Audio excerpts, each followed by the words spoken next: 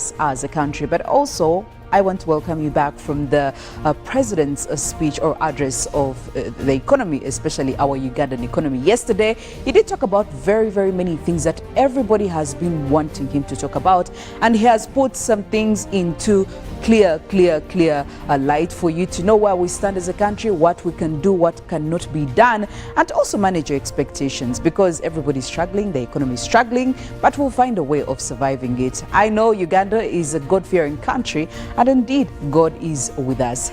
Well, good morning, Robert. Good morning, Philomena. Welcome back from the weekend. And of course, our viewers, thank you so much for starting your day with us here on Good Morning Uganda. We are here every weekday from 6:30 to give you all the information. Actually, I call it a heavy breakfast, full of information for you so that you kickstart your day well knowledgeable, fitting in any debate, any discussion worth involving people on the realm of current affairs. So that is what we do. And of course, spicing up your morning with some few light moments to cheer you up, because you know it's a Monday and it is not a public holiday. So it means you're supposed to be at your workstation.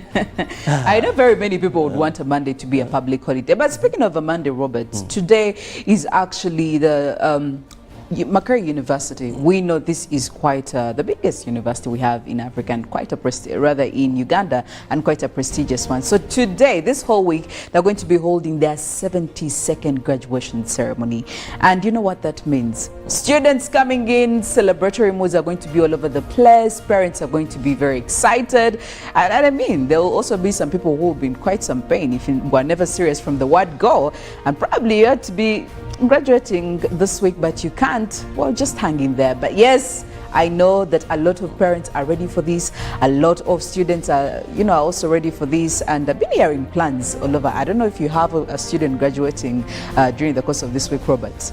I have a friend, but not a relative or a student, just a friend who's graduating. But I hope people are well versed, though later on Philo will be giving us the traffic there. Yes. But now, in case you take that route, know there are going to be some road diversions. Second, to the parents, be expectant of anything. You give birth to body and flesh, but you may not know so much. Yes, parenting has an effect, but sometimes don't suffer heart attack, don't lose your life in case what you expected from your child is not what has turned out.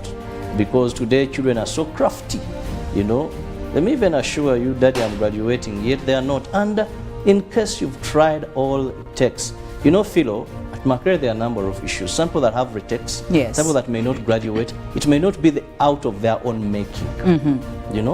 Many of the times, if someone misses graduation, people think he was reckless, they were negligent, they were not careful. Yes. But there could be many factors. Sexual harassment still being one of the reasons. But maybe some girls, because these things still happen. It could be maybe it was a mistake. Maybe sometimes let to clear. Yes. Because university, some people pay for their tuition. And maybe you didn't get the funds, but your family knows that you're going to graduate. And in case you don't graduate that particular year, some people may think, but yet it was money. So some people may not graduate because it's not about them missing lectures, not handing in coursework, not doing that, but because there are factors beyond their control. So that is something. But whenever we hear graduations, it also speaks to the job market. Yes. On graduation, everyone is told, go out and be job creators, not job seekers. We changed the notion from being a job seeker to being a job creator. A job creator. Yes. But what they have learned, does that enable them to be job creators? Yes. Or they're actually going to be job seekers? That is something also must. And I'm happy when we saw a change in our curriculum for lower secondary.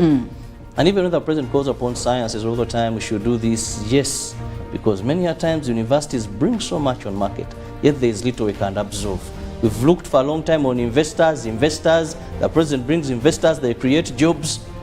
That has done, but still not so sufficiently. Yes. Now what is happening is these graduates setting up, having basic skills. I know people who live in university and they are wealthy. They just apply their exposure and knowledge, searching more and improve this. So be ready to do anything there as long as it can sustain you. But also, Robert, I could we need to give credit where it's due. I know there are certain students who have just decided to start up businesses even when they are in school, especially students who are like in their final years. They are struggling to have these businesses come up because they really know the harshness and the reality outside there. So those ones really, I think they have a starting point, and everybody has become sharp these days, Robert. I don't think the students these days are like us back in the day, where you had to complete university completely and then you start afresh, you start from scratch. I could say that they're really ambitious. So if you already have a starting point, I mean, good for you. If you don't have, still, I know you will find your bearing, you'll find your ground, and try to do something. But also, Robert, over the weekend there were reports that came in from medical proprietors, and what they were saying was not exactly the best. They're saying about 500,000 people actually die from hypertension on an annual basis. Now, yes, this was really brought to the table, and very many reasons that were given is because of our lifestyles, Robert, every day. Now, Ugandans, we love, having a good time. Yeah, but I mean, the way we have a good time clearly has quite a very, very big effect on us. If I may ask you, Robert, when was the last time you went to hospital just to do a general checkup? Nothing specific. That has never happened in my life. Even when I go for a general checkup, yes, it's because I'm not feeling fine. So I'm like, well, let me check. Am I not diabetic? Do this, do that test, and the doctors recommend. But there must be something that is instigating my going to hospital. No, when I go you wouldn't just wake up out of the blue to go to hospital and just make sure your body's in check, all your organs are in check. You have no problem. First and foremost, it's a cost you're going to incur. Many Ugandans would love to walk into a hospital and they're like, okay, examine me, but it has cost. The times I've done that, I usually part with about 350, 400 to do that general, So how many Ugandans, how many government hospitals or facilities are you going to go in and do a general checkup where they test each and everything? By the time they give you the bill, yes, and maybe for me it could be 400, 350 in a moderate private hospital. But if you're to go to some hospitals, my sister, it would be very expensive. So many Ugandans only go when they're sick. And that's why you're seeing those high deaths. Because what happens, someone can have a disease, most of those non-communicable diseases, and they're not aware that they have this disease. And with hypertension, it only hits once. Because you've not been on medication, you have it and it will just knock you out. That's why you see those deaths. Even by the time they rush you to hospital, they tell you it's the pressure is really high, low, if there are sugar levels, diabetes, all these. So it's a hard thing to treat, because every disease, once gotten, even if it's cancer, in the early stages, there are chances of survival, there are chances of healing. But what happens to many Ugandans, it is when you have maybe an attack, you've become paralyzed, or your blood has totally failed, the veins can no longer pump, the vessels and all that, and it's death. So if these were free, then it would be probably possible. It would make my sense. You wait, this week we're having elections. But you're going to see people who lose because maybe some of them have not had this medical treatment. Yes. And they tell you someone got a stroke. Yes. A stroke does not just come out of the blue. Yes. There could have been signs. They'll tell you, well, you find people who lose elections in this country and they don't live longer and they die of such diseases. Because the pressure, they cannot contain They cannot contain, and they never knew that they had this disease because they would have been on medication for some period. Omoro, speaking of, it's going to be actually very, very tough, I will tell you for sure. Everybody is on the lookout. They want to know. I mean, this has been one of the most, I've never seen by-elections that have been really highly anticipated like this. If I may say that, be among the top 5, because we're having them going down one on 26. We had the Kayunga LC. That was also. They rank among the top 5. They rank among the top 5. For parliamentary, this is going to be the first by-election. Yes. I stand to be corrected. I think this is going to be the first by-election of the 11th Parliament. I first thought that once they decide that the son of the foreign Speaker of Parliament, Jacob Bolanya, that is the son, people, the passion, the love, they'll say, let's leave that position for NRM, after all, the son. But my friend, even in NRM, there's an independent leaning of NRM Yes. in this election. Come NUP, they have what they call theirs. FDC has also insisted, we shall go. We need to give this a try. And usually when you have an election that has NUP, NRM, FDC of late is not so much of a force to reckon with in an election, unless they have a super good candidate. Yes. For Forum for Democratic Change, the coming of NUP, there is a way diluted FDC, but it's still a party, we recognize it. But in terms of elections, unless they have a super candidate, it's not a force to fear. But this new bloc, these new boys and girls, you know, youth energy. But you know, at the end of the day, the good thing is now their candidate is not in that age group. Yes. Their candidate is not in that age group. But also, if this Robert, was a youth. at the end of the day, it zeroes down to service delivery. Whichever party you're coming from, you're supposed to deliver to your people, because they're putting you out there to represent them for a very, But then what do MPs do? You see also that is another problem. I mean, there are some MPs who are actually let me tell you, this is also another problem. And I've seen it even these Omoro elections. Yes. I'm seeing what candidates are promising. Electoral Commission, civil society organizations, we need people to sensitize our masses, even people contesting for this race. Many don't know what members of parliament do.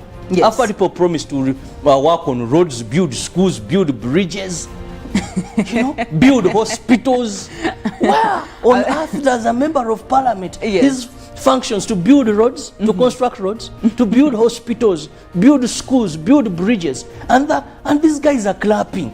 Are they drawing away from their mandate? Is that what Which is what their mandate, and that's why Yes. they find challenges. You find members of parliament who have never yawned on the answered, but they will tell you, we bury, we buy caskets, we buy alcohol, we pay school fees, you know. They're in their constituencies. Absenteeism has become absenteeism. We arrange soccer matches, we go to church. You know, I've already said this and I'll keep saying it. Maybe sometimes we just need to, you know, put out a list and see who has been the most effective member of parliament, so that, you know, people in their constituencies, ask David Krupoli, will tell you how they to know who is actually doing what they're supposed to do, who their representative is, and what they have done from, you know, during the whole time they were representing them. Maybe that can be a wake-up call for the MPs who are not doing anything, who are not saying anything. You know, we know them. Yes, this is a member of parliament representing this specific constituent, but I mean, what are you doing? So clearly, I don't know how that would end up, but I think it would be very effective. Even on the floor, you see, this is a very confusing thing. The electorate think you're supposed to do something different from your mandate. Yes. When you want to do your mandate, you're too many in the house that even attracting the speaker's attention is hard. That is why you see that most vocal will always be the same Jews that to the numbers. There's a few there. And some have chosen to have parliament outside the parliament. Gone radios, gone TVs, gone the steps of parliament. Why it doesn't matter, make noise there. Well, we can go on and on and on and on, but the stories will never cease coming. The news is always in and out. For us here, Uganda, outside Africa, you know, everywhere, news is all over the place. But also, it's very important for us as Good Morning Uganda to just keep you up to speed, especially when it comes to the stories that make it to our newsroom. For example, right now, the stories that made it yesterday to the newsroom, of course, that is locally and internationally.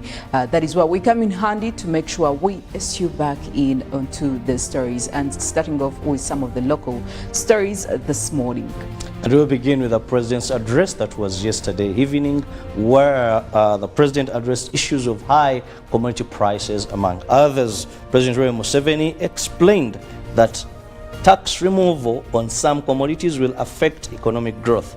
The President was addressing the nation and explained that price hike is temporary and will be managed through managing our expenditures. He said Uganda is self-sustaining in local food that people need and can survive on.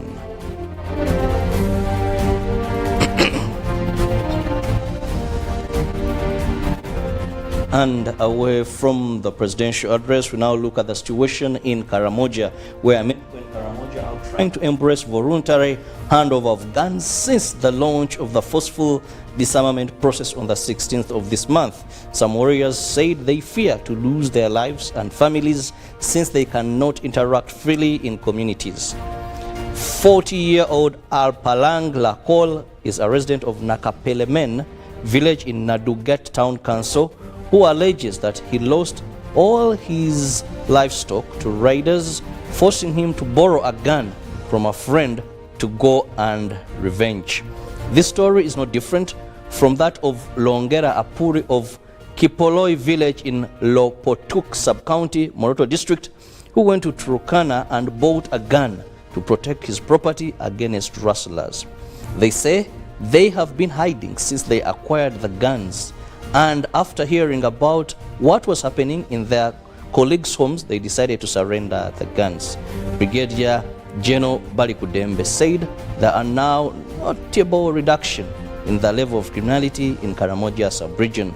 Moroto District Deputy Resident District Commissioner Justin Tuko revealed that guns and that people handing in guns, and they have promised them that government will render them the necessary support. He reformed warriors, asked government to change their lives that they can become role models to others. 3 guns were got from Moroto through voluntary surrendering in just 1 day.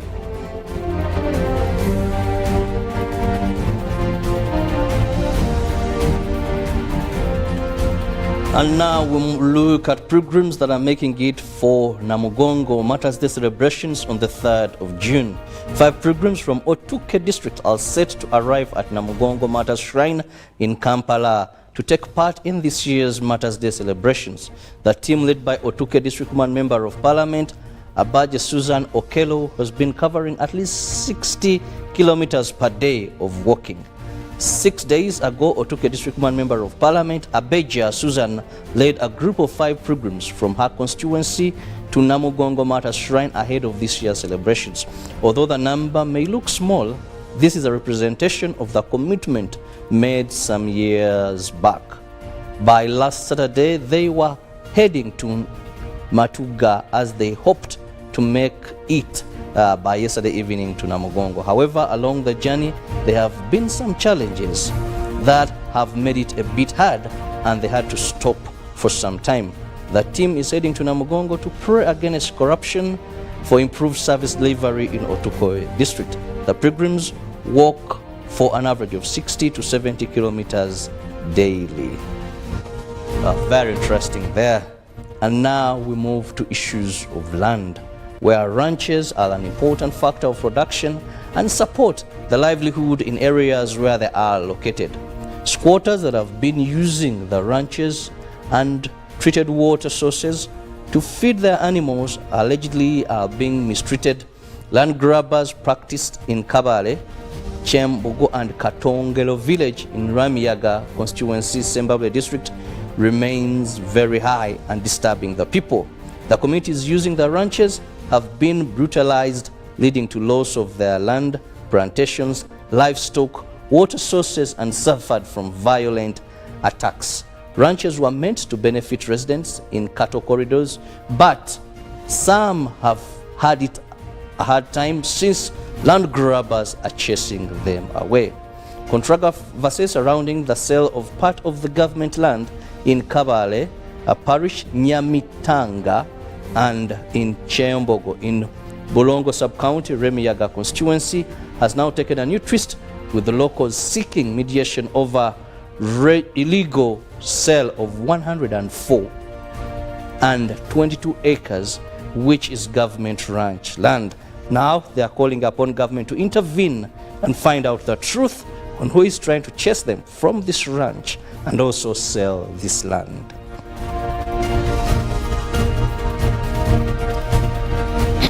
Well, away from that and moving on to the international scene, starting off with the Ukraine peace deal, where Kyiv rules out ceding land to Russia. The Ukrainian government says it will not agree a ceasefire deal with Russia that involves giving up territory.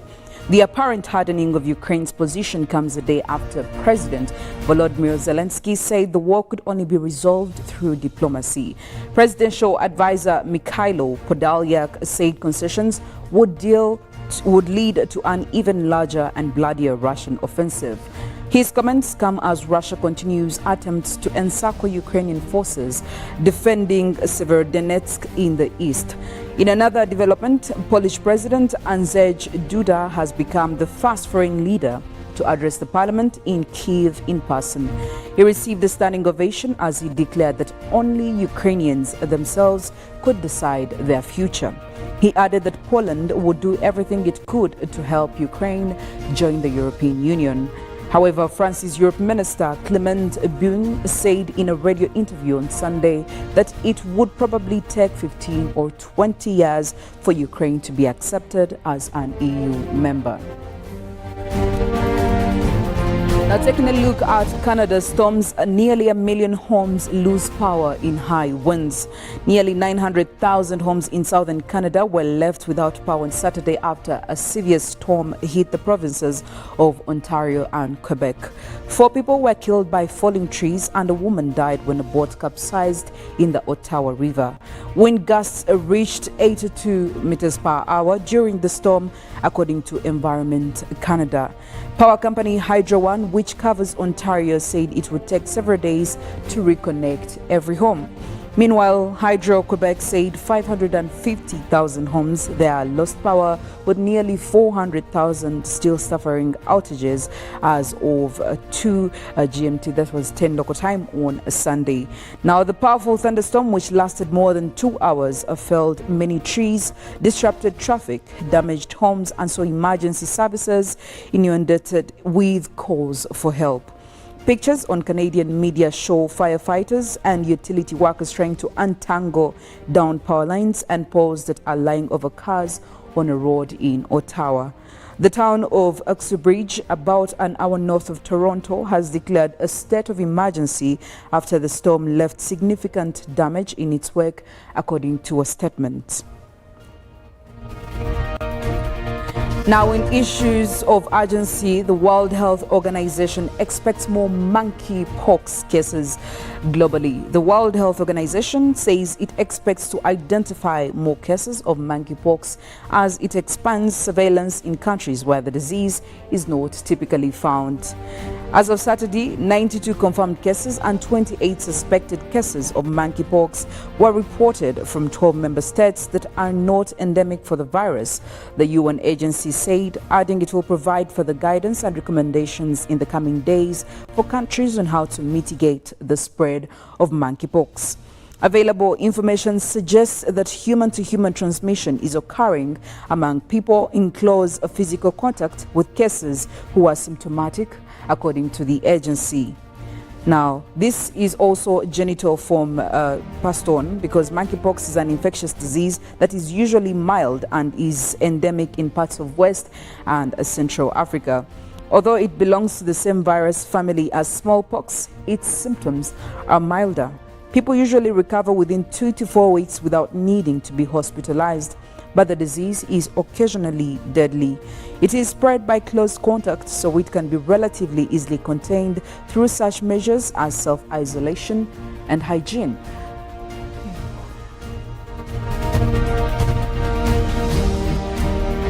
Now, moving on to Malawi, COVID fund audit finds $4.7 million missing.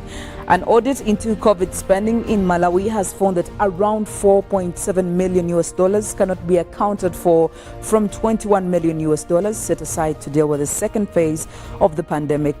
This is on top of $881 million from the first phase that a 2020 audit showed had been spent irregularly or was not accounted for. After the first audit, President Lazarus Chakwera promised to crack down on the culprits, and several officials were taken to court, though none of the cases have yet concluded. The latest investigation, a 66-page report by the country's Auditor General, lists the irregularities, which include undelivered medical supplies, allowances paid without attendance sheets, and fuel acquired without official documentation. It has been presented to the Minister of Finance for action.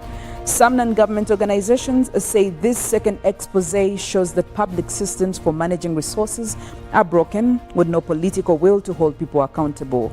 We lost many countrymen and women because funds that could have been used by basic equipment and essential drugs were abused. Sadly, we do not have a leadership that is showing enough concern to change things, said Sylvester Namiwa, who heads the Center for Democracy and Economic Development Initiative. Like we always say, accountability is always important in all institutions, in every country, in every economy. Well, at least speaking of accountability, we know that there is something that is accountable to boost your health. And every single morning, Robert will always tell you that thing. This morning, what have you got for us, Robert? Like accountable to your health. Well, much as we said earlier that many Ugandans find it very hard to go for medical checkups. So what do you have to do is boost your immune system so that you rarely fall sick and you reduce on those doctor's visits or visits with physicians, which are not free of charge in most incidents. Yes. So ensure that every morning you take a bottle of Hallelujah tamarind drink or Hallelujah ginger tea. What these do is they're not treatment, but they boost your immune system. So it's equipped to fight off a number of diseases, and you'll save those humongous costs of paying for the doctor and above all the inconveniences. I'm not feeling fine, I can't go to work. Remember, even with that, you're losing money because you're not productive enough. Well, like every single morning, of course, it's very important for us to be able to boost you up to start off now, especially this being a Monday. We have a long week ahead. And in the inspiration song this morning, it's Champion from Ludacris and Carrie Underwood. Now, this one is going out to all the Man City fans, me inclusive, after, winning this cup home, the Premier League Cup. Yesterday was quite a festival day for them. Now, everybody, we want you to be a champion this Monday and this entire week. After that, of course, when we get back, we'll be getting into the segment of Good Morning Uganda Newsreel. Well, we'll be dissecting more into what His Excellency Yoweri Kaguta Museveni did highlight, especially when it comes to the national address that he gave us yesterday. And much later on, we'll be giving you the traffic situation on our roads. And of course, we'll be giving you more coming in from the climate arena and the weather forecast. And not forgetting, Robert Chirabo will be here to give you also the GMU agenda. And of course, Ruben will be here to give you more concerning the sports updates. Good morning, Uganda.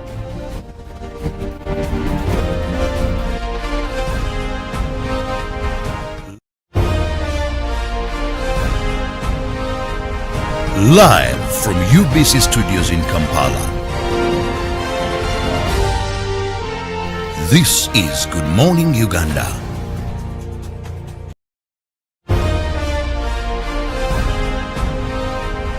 Live from UBC Studios in Kampala. This is Good Morning Uganda.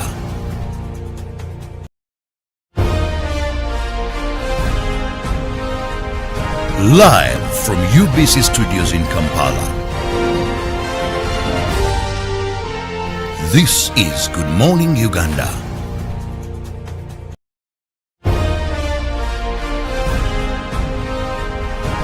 Live from UBC Studios in Kampala. This is Good Morning Uganda.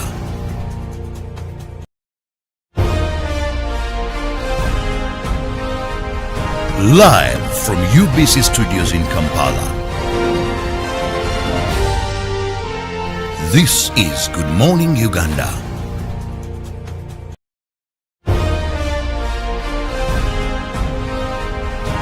Live from UBC Studios in Kampala.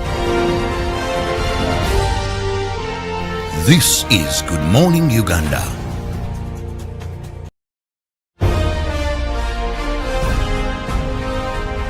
Live from UBC Studios in Kampala.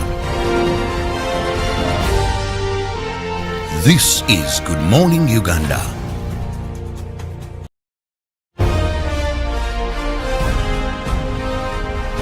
Live from UBC Studios in Kampala. This is Good Morning Uganda.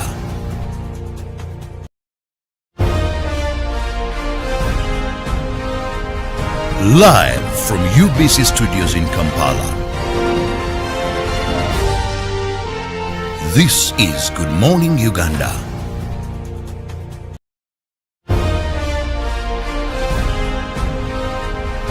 Live from UBC Studios in Kampala. This is Good Morning Uganda.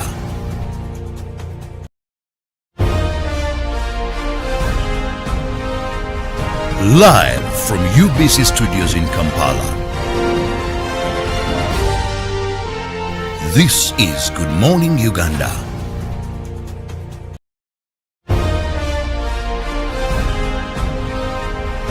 Live from UBC Studios in Kampala. This is Good Morning Uganda.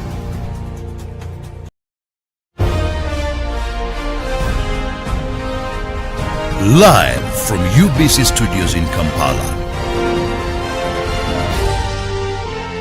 This is Good Morning Uganda.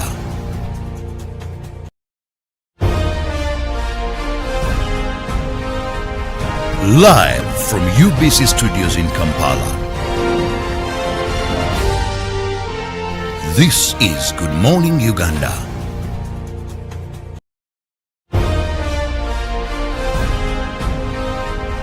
Live from UBC Studios in Kampala. This is Good Morning Uganda.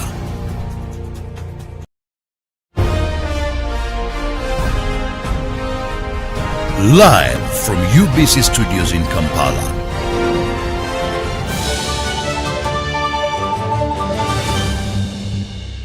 Was brought to you by. Need to send money to a loved one but you don't have enough on your phone? Get away with MTN Momo Advance. Momo Advance tops up your Momo to complete your transactions. Dial *165*5*3# to apply. MTN Momo Advance is always available when you need it. Even with my grandson, a doctor at my side, I struggled to get the help I needed. But he saw something that day. He began to work day and night. He wouldn't quit, even when people said no. He wouldn't stop fighting. He knew something had to change, and his vision was bigger than anyone could imagine. He made it possible to receive quality medical services anywhere in Uganda by simply using a phone. This is a story of a regular Ugandan just like you, who harnessed the power of technology to provide a solution for us. How about you tell us your story? UG needs more of you. To share your story, visit airtel.co.ug/UG needs more of you or call or SMS 162. Airtel, the smartphone network.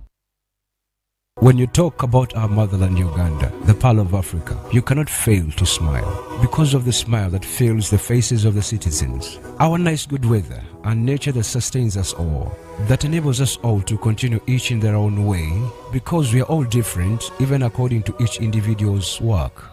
But what joins us to become one person is the sweetness from the flavored drink Alleluia Jingati drink and Alleluia Tamarind drink. The flavor that quenches your thirst while at the same time treating and healing your body because it is 100% natural. Enjoy the drink that has got the tamarind juice in it. Made by Alleluia Reflexology, Healthy Solutions and Nutritional Research Center Limited. Get yourself a bottle of Alleluia from all shops around. Get connected today with the My Airtel 4G smartphone and enjoy free data for 1 whole year worth 86,500 Uganda shillings. That's free 2 GB for the first month and free 1 GB for the next 11 months at only 250,000 Uganda shillings with free data for 1 whole year worth 86,500 shillings, making the effective price of the 4G phone 163,500 shillings only. Airtel, the smartphone network. We bring you a fresh, well-researched program to help you identify opportunities for investment, job creation, growing your entrepreneurial skills, wealth creation, and social transformation. We have a product that is ready for schools, supermarkets. Create wealth, transform livelihoods. Every week, we showcase opportunities for creating new products and services. I now harvest a lot of cocoa. When I harvest it, I sell. After selling, I put money in my project. I have 2 projects. 1 is for construction of my house. 2 is for educating my children. Excellence in innovation, the passion and drive to succeed, and the right mindset to grow your business. Create wealth, transform livelihoods. Brought to you by Operation Wealth Creation.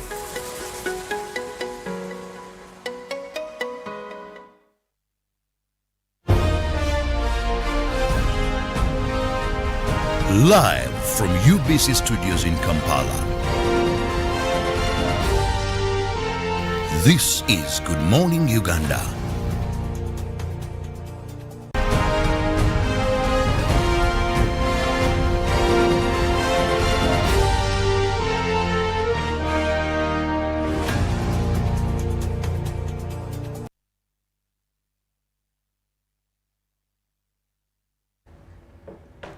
You're still watching Good Morning Uganda. Welcome to the newsreel on this 23rd day of May 2022. My name is Philomena Masco and I am with Robert Chirawo Nyonyintono, where we get to talk about quite some interesting topics. Now this morning, Robert, we're going to focus on the national address that was given by His Excellency Yoweri Kaguta Museveni yesterday. Now on this address, Robert, the President talked out very many issues, especially one of the most, I could say, urgent issues right about now. Now, I know that the times are really not easy. They're not going in easy for everybody, especially when it comes to commodity prices. And when I talk about commodities, these are the basic day-to-day commodities. We're looking at fuel, we are looking at diesel right now, which everybody is still in shock about, because at one point, petrol was really one of the greatest worries.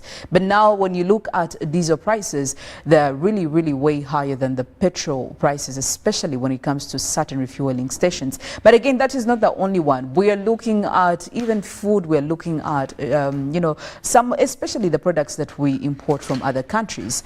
Now, this leaves everybody devastated, everybody exasperated, because they would really want the president to address issues like this. At one point, we had key sector players advising that maybe they need to waive taxes off some of these commodities, Robert. And again, the people who are responsible, we had Uganda Revenue Authority come through and say that is not the best idea. And it's the same issue that was echoed by His Excellency Yoweri Kaguta Museveni yesterday, saying it is suicidal for us Uganda as an economy to waive taxes off, because how are we going to finance our budgets? We have a lot of things that are pending because of money. So if we waive off taxes, how are we going to fund all this? That clearly shows that we're going to have our debt grow even way bigger than it already is. But you know, all these issues, seeing that our economy right now is such in a grappling condition, I don't know, Robert, have we been here before as a country, before COVID? Because we know all this is mainly because of COVID, and then we're looking at the Ukraine-Russia war, which has quite such a big hand in all this. But as a country, have we had this before, even before this happened? First, I want to thank the President for being patriotic and honest with Ugandans. Politicians rarely do that. Yes. You know, they want to tell you what you want to hear. They want to excite you. But this speech was not exciting at all. Yes. Because we were expecting it and eager. But was very factual and very honest, which to me made a lot of sense. Because you know, whenever a politician is going to speak, many people, and it clearly showed that he's a leader. Because politicians will tell you, they will call A B, even when they know it is A. But because they think it is what you want to know, what you want to hear, what will please you. The president was very honest with Ugandans. He spoke reality to them. He told us the truth we didn't want to hear. And he gave solutions. Also explaining why. You see, sometimes it's all about explanation. That people just need to know what is the situation, what is the epitome of power in the country saying. So we thank him that he came and spoke to Ugandans, and he bothered to explain some of the issues that we are going to hint on. Like when you bring in the element of taxation, why not waiver, where he was very honest. Now, according to His Excellency, in his speech, he said, Ugandans, we've ever been here. This is not going to be the first time. As Ugandans, as a country, were there. By the time NRM came into power, 1986, he talked about the expulsion of Asians in 1972, and it was very clear that we've ever been here in such a situation, and he explained how the wise leadership of NRM was able to come out of this. Actually, just to take you through it, Robert, he did say that he highlighted very, very many issues. And he said Uganda is a country, we have fought very, very many wars. And he did make mention of the locusts. He also mentioned the floating islands, which were able to beat. He also mentioned the insecurity in the Karamoja region. He also wanted to mention all these wars that we have been able to fight as a country. And he gave hope that one way or another, we will be able to beat this. And now being that we're seeing that economic crisis, which is really beating most of us, and well, that is yet for us to be dealing with this morning. Now, just in case you don't know what we're talking about the economic situation, the current economic situation, where His Excellency Yoweri Kaguta Museveni did make an address about yesterday, giving us the hard truths that really, really got us back.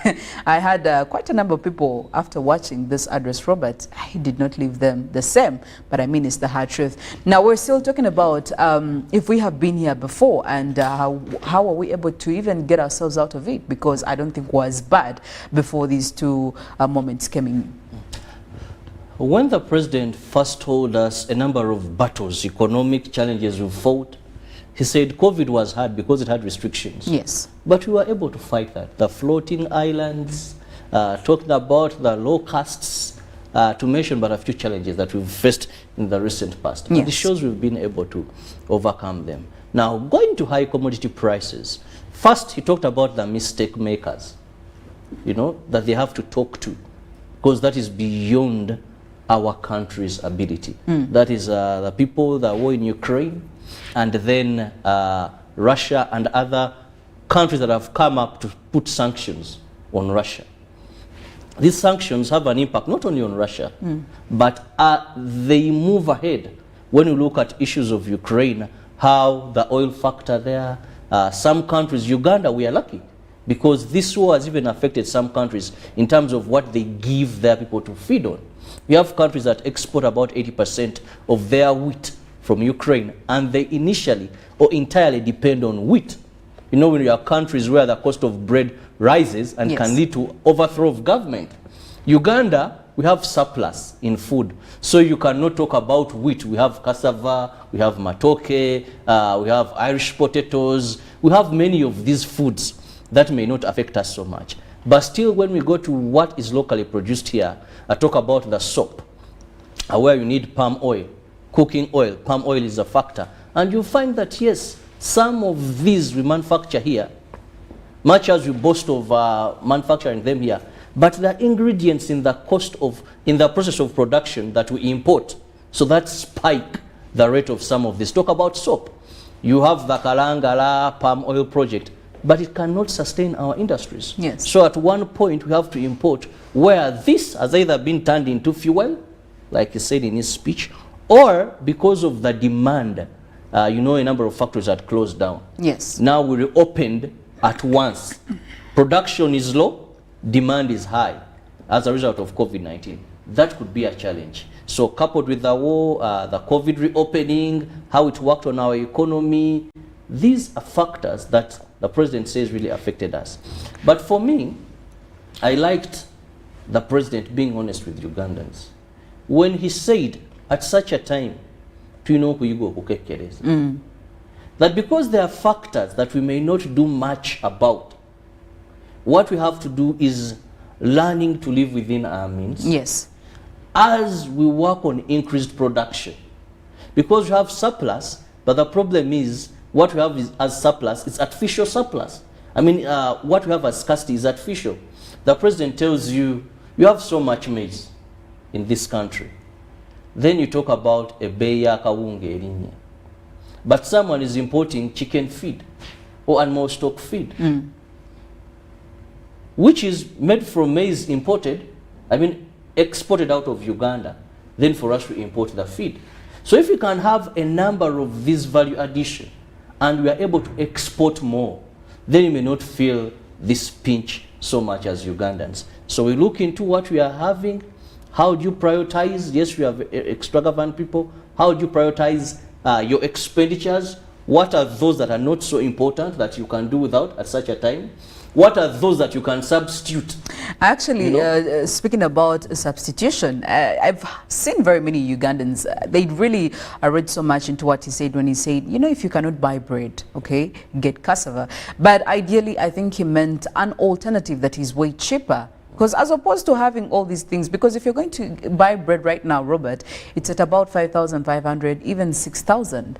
And he says if you have the cassava and it is cheaper than that, then why wouldn't you go for an option that is quite more affordable for you right now? Because we are trying to do all that. All of us, we're trying to make sure that we cut down costs. But again, Ugandans were really thinking maybe it was coming in from a wrong context. So using an alternative that is cheaper, it shouldn't be a bad idea. And he talked about it again last night. What do you think about that?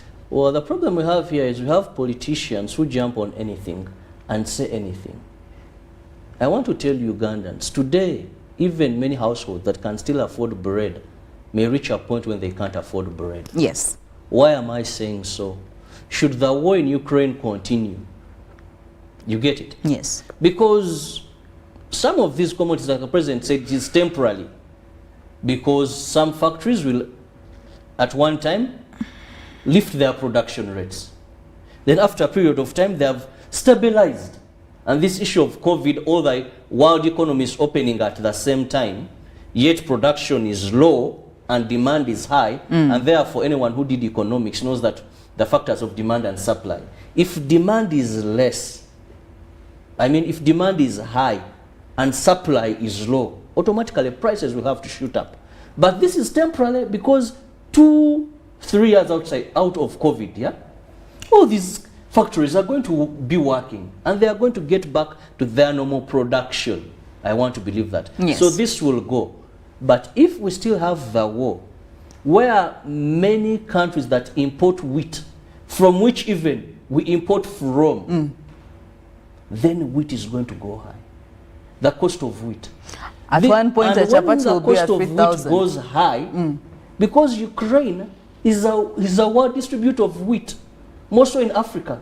We have countries that almost 90% of their wheat is gotten from Ukraine.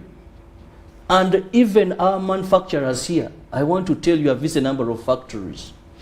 Sometimes when our president talks about industrialization, talks about these local companies we are having here, yes, there's something we need to examine. Philo, many of the companies we think they are manufacturing products here, company, but they will tell you that they import this wheat either in some form, they just package and improve a bit. Yes. Because what you have locally is not sufficient for them. Even what we think they manufacture here, you find that we import some of these raw materials. So if bread is 5,500, wheat, chapati, bread, anything that has to go with wheat, the president was just visionary and seeing ahead. Yes. Should bread get to 10,000, how many families are going to consume bread? Of course, you look for alternatives. So it wasn't belittling or seeing Ugandans, but seeing what is coming ahead of us to prepare us ahead. Know that, okay, if you can plant your cassava, any other alternative that people can have for breakfast or you can pack for your children, we are looking at alternatives to these goods that are expensive and we may not have direct control over them. Because much as bread is made in Uganda, temulima ngano wanetegerekeka. We import the wheat. Then if the man has invested so much in the cost of wheat, the bread will shoot up. So yes, better be prepared, look for other alternatives. Let's subsidize, let's find substitutes, and that will be one way of at least acting as a shock absorber yes, to these commodity prices. Well, one of the most effective ways that Ugandans believe that could actually probably put these commodity prices in check is basically to cut some taxes off, Robert. Now, His Excellency also did highlight about these taxes and says, listen, Uganda, if we do this, we are putting ourselves in a position where we can never recover from. Already we are struggling as an economy. We highly depend on taxes to be able to fund very many other sectors. We're talking about public schools, we're talking about roads, we're talking about the health sector. The other day, we were talking about the health sector and we're saying how much we still have a lot to, you know, invest in to make sure that we are at par with the rest of other countries that we look at and admire and want to go to when it comes to medication. I mean, why are we not getting it that taxes are just not okay? To cut down the taxes or even put tax waivers, why is it not one of the best efficient ways to put this, you know, problem to bed? For me, this was the most interesting part of the speech that I was waiting for. Why am I saying so? Because we've had many politicians talk about reduce taxes. Yes. Reduce taxes. Why can't government reduce taxes? So I was eager on two fronts. First, to hear what is causing this. What all experts have said. Is it true from the president? And yes, he just re-echoed what many have been saying as causes. Now taxes. I was eager to know what is the president. More so that now the budget, you know, we're in the budget month, yes. and in Nigeria anytime now we're having the budget being read anytime next month, this, yes. almost this is done. We are going to have the budget speech. The budget will be out. So I wanted to hear the element of tax, and I want to be very, very specific by quoting what he said in his speech. With the initially produced commodities, I was tempted to look at removing taxes because of this. Increased consumption would favor Uganda. However, the tax loss of 193 billion, if we remove 193 billion from sugar, that would be lost. 200 billion from cement, that would be lost. 120 billion from Itaimbwa, this is steel, would be lost, and this would cripple our budget and the planned developments. Some of these challenges are temporary. We have been having this problem of low commodity prices, and he gave more examples when he had maize and what. Yes. So he gives you what we shall lose of our budget. And your budget is your planned, your expected revenue and your planned expenditure. So when your revenue is low at such a time, when you reduce your revenue, what does it mean? You have to reduce your expenditure. But government is putting aside a lot of money. You want to lose these billions, you want salary enhancement for scientists.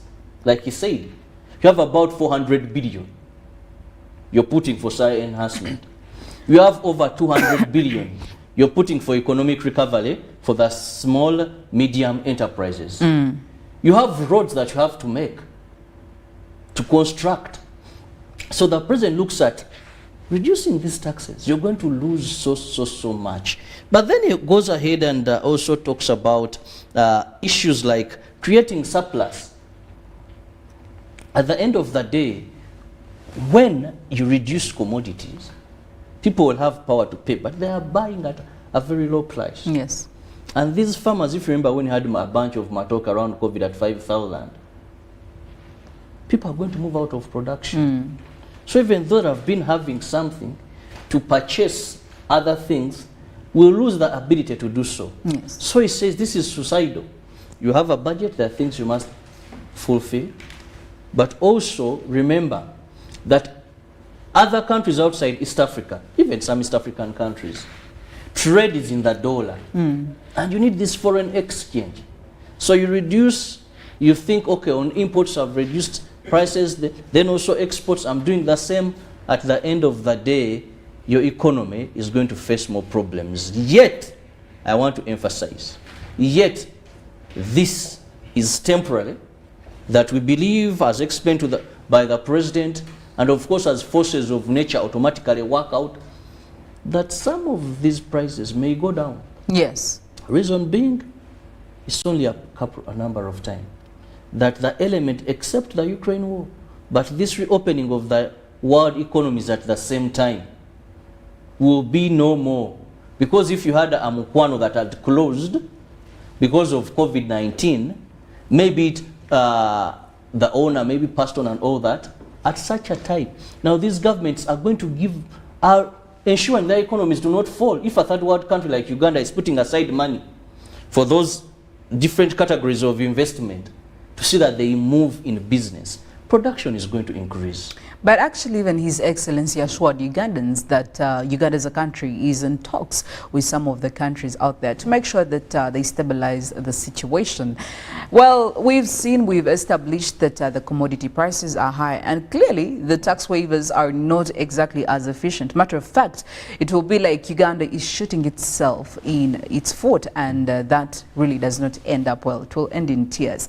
Now, what can you do as an individual? Because now this goes down back to the individual person, you who is going to spend extra money to buy that extra product or to buy that commodity that you really need. Soap, you know, all these other things, detergents and oil and you know what not. What can a Ugandan do, an individual Ugandan at this point, Robert? As we wait, of course, for government to come in with all the solutions, either in the short run or in the long run. First, I think a Ugandan is look at your priorities in terms of expenditure. Are there certain things that you want but you don't need? This is where the you know, the notion of wanting and needing comes in handy. What are those that you want but you don't need? If you're head of a home, maybe every evening you want to take 5 beers. You want. But if you don't take this beer, you don't die. Maybe now reduce to 1 or 2 and go and sleep. Yes. Or where necessary, avoid. Cut it out. Cut it out. Maybe you're a family man and you don't leave bus, side chicks, these useless expenditures. Now is the time to figure out how you do that. And a side chick is an additional burden. You Ugandans, you get money, you get more. Now get money reduce. Maybe you're a wife in a family. Maybe you are a wife in a family. This extravagance. Don't rationalize. Though in COVID-19, remember His Excellency one time came out and rationalized portion. Yes. How to eat and all. But don't get to that extent. But reduce this. Second, cut a coat according to your cloth. Yes. If you've been having certain things that you can do without, but have others that can do that, that can act as substitutes. That yes, maybe if you are drinking chocolate on tea, now you can remain with the tea leaves, because we are trying to see how do you stay alive, yes. How do you float in this tide, so that when it settles with you. That is the thing that you have to do now. Then also, on government side, we need to improve value addition, support some of these initiatives that have moved into value addition. You know, the president gave us direction that this is what we need to do. You know, so that even when external factors come in, they don't hit us that much. But the problem has always been, His Excellency has the right vision. Yes. And knows where we should go. But then he lacks people to get us there. I want to tell you, when you go to Soroti Fruit Factory, today, go and find out what is happening there. There was this banana initiative that government invested in. Yes. Go and find out billions injected there. You know, the number of projects that talk about the vision of His Excellency. But even when money is allocated, we are talking about the 200 billion for SMEs. Yes. Does the president have people that follow up and see that his dream lives to see the light of day? Or does he have people that when the president talks about value addition, we are going to put this amount of money, you wait for the budget. These people see arcades, see hostels, see better houses. They do not see the vision of the president. So when you talk about Chinyara now having sugar, used medical sugar, you know, for syrups, for soda and all that, this is where we need to go. But as long as we don't have people that understand the vision, the mission of His Excellency, and work towards that direction, then there will still have a problem. So at such a time, we need to limit corruption. At such a time, we need to be very, very serious with mismanagement of funds. Where corrupt people steal and we talk about them, sometimes we want to protect them, sometimes the judiciary is also playing hard to understand. Then also the media has been corrupted now. A corrupt person has a press conference, explains, buys time. You know, we need to get away from that, because at a time like this, money must do what it's meant to do.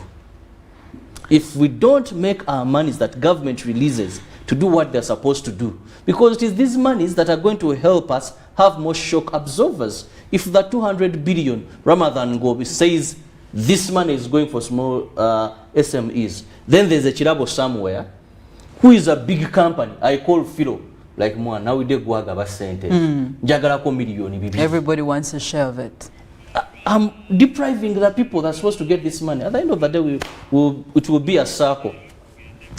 Well, commodity prices, this is a topic that we'll keep talking about every now and then because it is a pertinent issue in contemporary society and we are yet to find the real solid solutions. But in the meantime, as a Ugandan, you can make sure that you pick out your priorities.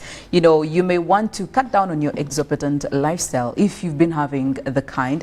And again, as any Ugandan, look for the cheaper alternatives right now that are maybe affordable for you as we're trying to again hold on and wait for government to see what they are doing because clearly they're not seated. There is something in the pipeline to make sure that people get back to where they were. But that's it for this morning. But of course, we'll be taking you to the papers and also just remind you of the poll question. Share your highlights or views from yesterday's presidential address regarding the current economic situation. Share your highlights or views from yesterday's presidential address regarding the current economic situation. Hashtag UBCGMU. Send us your thoughts on 0709-602-592. The same number is operating for both text messages and also WhatsApp. We'll be sharing all your 2 cents with the rest of Uganda. For now, the press review will be coming in shortly after this break. Good morning, Uganda.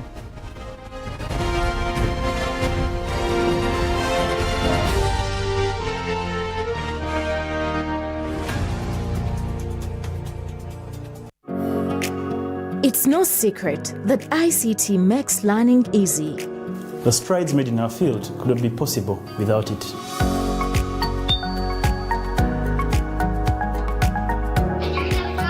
And now we can watch our favorite show. My radio is my best friend. UCC provides an enabling regulatory environment and policy guidance for healthy competition.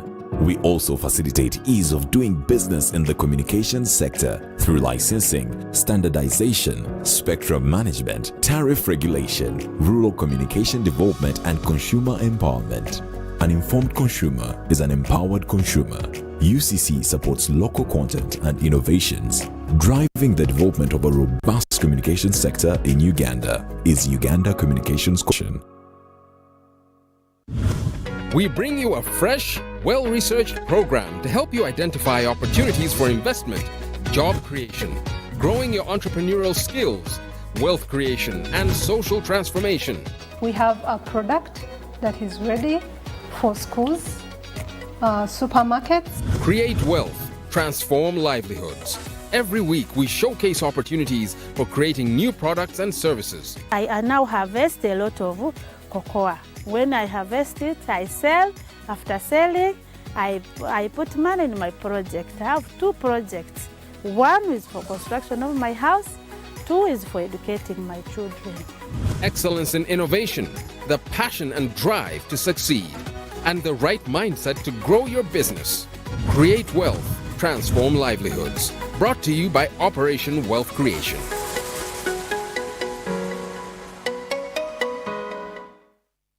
Get connected today with the My Airtel 4G smartphone and enjoy free data for 1 whole year worth 86,500 Uganda shillings. That's free 2 GB for the first month and free 1 GB for the next 11 months at only 250,000 Uganda shillings with free data for 1 whole year worth 86,500 shillings, making the effective price of the 4G phone 163,500 shillings only. Airtel, the smartphone network. When you talk about our motherland Uganda, the Pearl of Africa, you cannot fail to smile because of the smile that fills the faces of the citizens. Our nice good weather and nature that sustains us all, that enables us all to continue each in their own way because we are all different even according to each individual's work. But what joins us to become one person is the sweetness from the flavored drink Hallelujah Jingati drink and Hallelujah Tamarind drink. The flavor that quenches your thirst while at the same time treating and healing your body because it is 100% natural. Enjoy the drink that has got the tamarind juice in it. Made by Hallelujah Reflexology, Healthy Solutions and Nutritional Research Center Limited. Get yourself a bottle of Hallelujah from all shops around.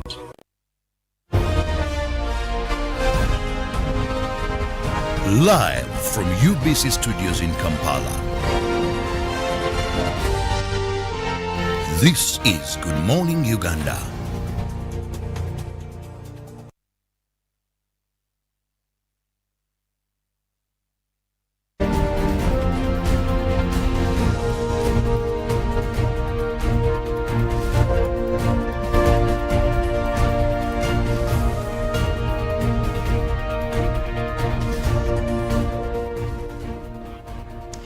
Well, good morning once again in the press review this morning, starting off with a Daily Monitor. Time to dump judges 1.6 billion shillings in uniform. Well, that would be quite such a story, and they're giving you all the detailed layouts, and well, we're seeing the big picture there. The uniform we are talking about, the uniform in question this morning, when maybe it should be dumped, why it should be dumped, and the money that probably will be saving. Well, also still in more news in the Daily Monitor, Museveni offers no relief on the high cost of living, and still looking at health living, how alcohol affects your mental health. Now, this story you can get on page 15. Still in more news, the men, women getting PhDs today at Makerere University, and parliament committees like torture chambers, according to the minister. Who, why, how, that story you can catch on page 5 of the Daily Monitor. And what is all the fuss about oil pipeline deal? This is in the Panorama this morning. Now, moving on to the second page of the Daily Monitor, they're giving you the profiles of Makerere's PhD graduates for day one. Remember, Makerere University starting off their graduation week today all the way till Friday, and the profiles are over there. Now, taking you back in history, today Mutesa orders Obote government out of Uganda, and still today we look at world's first Federal Republic of Germany is actually formed. All this in the Daily Monitor this morning, but also taking you to the New Vision. Molen? Well, the New Vision for this morning leads on with a big headline right there of Museveni explains state of economy and there will be no tax cuts. Subsidies on imported goods. Well, that and much more on that story you can get on page 3 of the New Vision for this morning. But also they give you a picture right there of surgeons operating as Uganda Cancer Institute conducts free neck surgeries. Well, that is also detailed on page 11 of the New Vision for this morning. Now, elsewhere, Israel promises stronger ties with Uganda. What is in there? You can get yourself full details. That is on page 12 of the New Vision for this morning. But also, Kenya allows in Ugandan milk imports. Well, looks like we're doing well with our neighbors right there. But that is also more in the New Vision for this morning. Well, that is on page 4, the detailed story.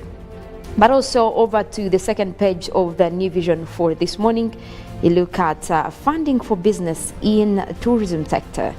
Well, they give you some of the pictures right there, but also Uganda Police Canine Unit holds demonstrations. Well, that means that they're trying to show how to work with dogs right there. And also today in history, they're showing you 1990 Makerere students hold a General Assembly. And also for May 23rd, same year, 1990, Mandela condemns police violence. Oh, that is all right there in today's New Vision. Well, in the sports section for Daily Monitor, party like a first ever, and we're looking at the Vipers boss Lawrence Mlindwa with quite the traffic there, and his boys getting into the celebratory mood. And now City Seal title in dramatic finish, and Vipers cushion shows no contest. Now when you move on to the second page of the sports, the Daily Monitor still giving you Vipers 18-point triumph exposes flaws of the rest, and taking you to netball. the NIC just too good for the rest of East Africa, and also improved I don't know I happy ending. All that is still giving you Maweje a bittersweet swan song that is in the Daily Monitor sports section. Well, in the New Vision Sport right there, the lead off with the good news as the Commonwealth Games continue. Uganda claimed 3 gold, 1 silver and 2 bronze at the 2018 Commonwealth Games in Australia. Now, what is looked at is expect 5 medals. And that is what they are promising from Birmingham. And we can look forward to that. But they also give you a picture right there of the Deputy High Commissioner to Uganda. That is the British High Commission.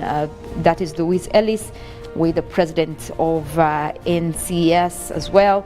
Well, it looks like things are looking good, and we're still expecting for those medals to come through. But also today's New Vision Sport takes you through Vipers as they take their seat on that table of men championship for, of course, the Uganda Premier League champions. Vipers will be hoping for a better performance in the CAF Championship League. Now that and more details, what the coach is saying, is all right there in today's New Vision Sport. But also, take you through EPL. Well, Man City won their 4th Premier League title in 5 years.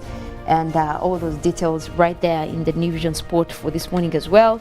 Nkumba looking to hit the unique 4th double. Well, there is a lot there as they also take you through the She Corporates, having it all in the New Vision Sport.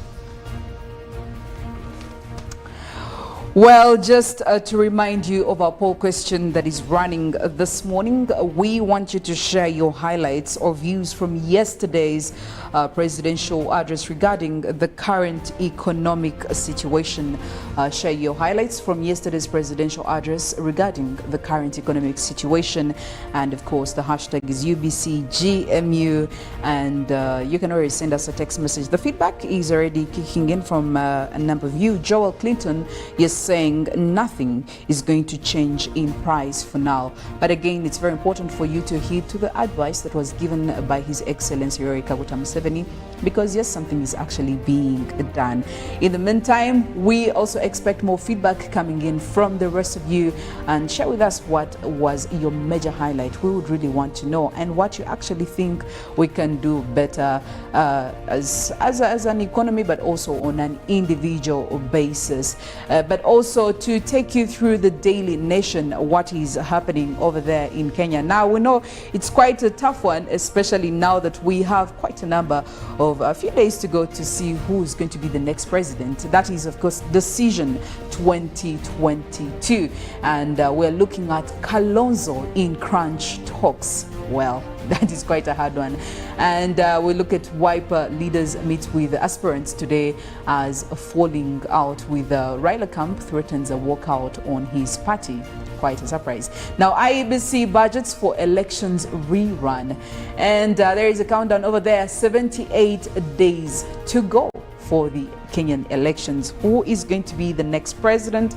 Well, that is definitely for you to find out. Lasting Impressions, a special Daily Nation series, the sexual exploitation of female Kenyan athletic stars. Now, you can get that story on page 2 of a Daily Nation this morning. So make sure you don't miss out on that. Well, getting to the traffic situation this morning, I want to focus on areas that are surrounding Makerere University because we have a graduation there. It's going to last for a whole week. Now, you know what that means. The traffic is going to be actually crazy around this area.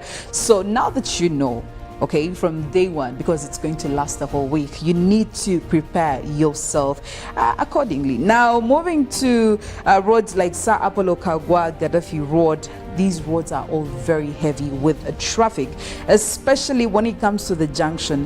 I will take you around Makerere University Hospital. The traffic over there is very heavy, and it's highlighted by the maroon spots over there. So yes, like we anticipated, it is actually what is happening there. Sir Apollo Kagwa, on some spots on Sir Apollo Kagwa Road, the traffic buildup is very visible, but also in other spots, it has already been built and it's quite heavy. And in importance. So if that has been your usual routes, this week you may want to start planning accordingly and look at the alternative routes to make sure you get to where you're going in time, and of course without being inconvenienced by the traffic that is around Makerere University. When you look at Wandegea is actually a very, very heavily, it's a busy town, but also aside from being busy, knowing that Makerere University is close to Wandegea, well, the traffic is really expected, especially when it comes to the traffic lights. So yes, you need to plan accordingly, because it's not going to be a good look for you this week. I don't want to really cut it down to only Monday. This whole week the traffic is going to be expected. So Bomba Road as well is not any different. The traffic buildups can be evident in some of these spots, and other areas are already heavy with the traffic. So yes, you want to plan accordingly. Now, as you go around the Makerere Eastern Gate, the traffic is intense in this specific area. So yes, you may want to use an alternative route as you get into town. Well, that is it from this morning. So if you're coming in from areas around this place, or this is the road that you use on a daily basis to get to your workplace, well, it may be very, very hard. But this morning, Molen is also giving us quite a touch when it comes to the climate change. Now, yesterday, Sunday, Molen, it was, I think, Biological Biodiversity Day. And somebody was asking me, what is this all about? The moment they hear biodiversity, they know it's something to do with climate. I was like, well, Molen has the right answers for this. Well, when we celebrate biodiversity, it encompasses a lot of things. Of course, humans inclusive, but also you look at other animals that depend on Mother Nature, not just animals, but also the non-living things that we consider as part of our biodiversity. You look at trees as well, which we have been talking about as one of those things that have kept us in a good place when it comes to fighting off climate change. But also what is important, Philomena, is that this year the theme is enjoying a shared future. You look at the nature that we still share, but humans have done a lot into making sure that this goes away, and by that I mean we have contributed a lot to climate change. But then there are things that are part of biodiversity they have not contributed anything to the degrading of the environment. So I think we need to check ourselves, because the same planet that we are destroying, other people or other animals or other things actually depend on it. So basically we are not the only dependents of the planet. There are very many other big beneficiaries from the planet. I hope the question was answered right. Well, that's it from the traffic updates this morning. I now officially hand you over to Molen to give you more concerning the Biodiversity Day and also the weather forecast for today. Good morning.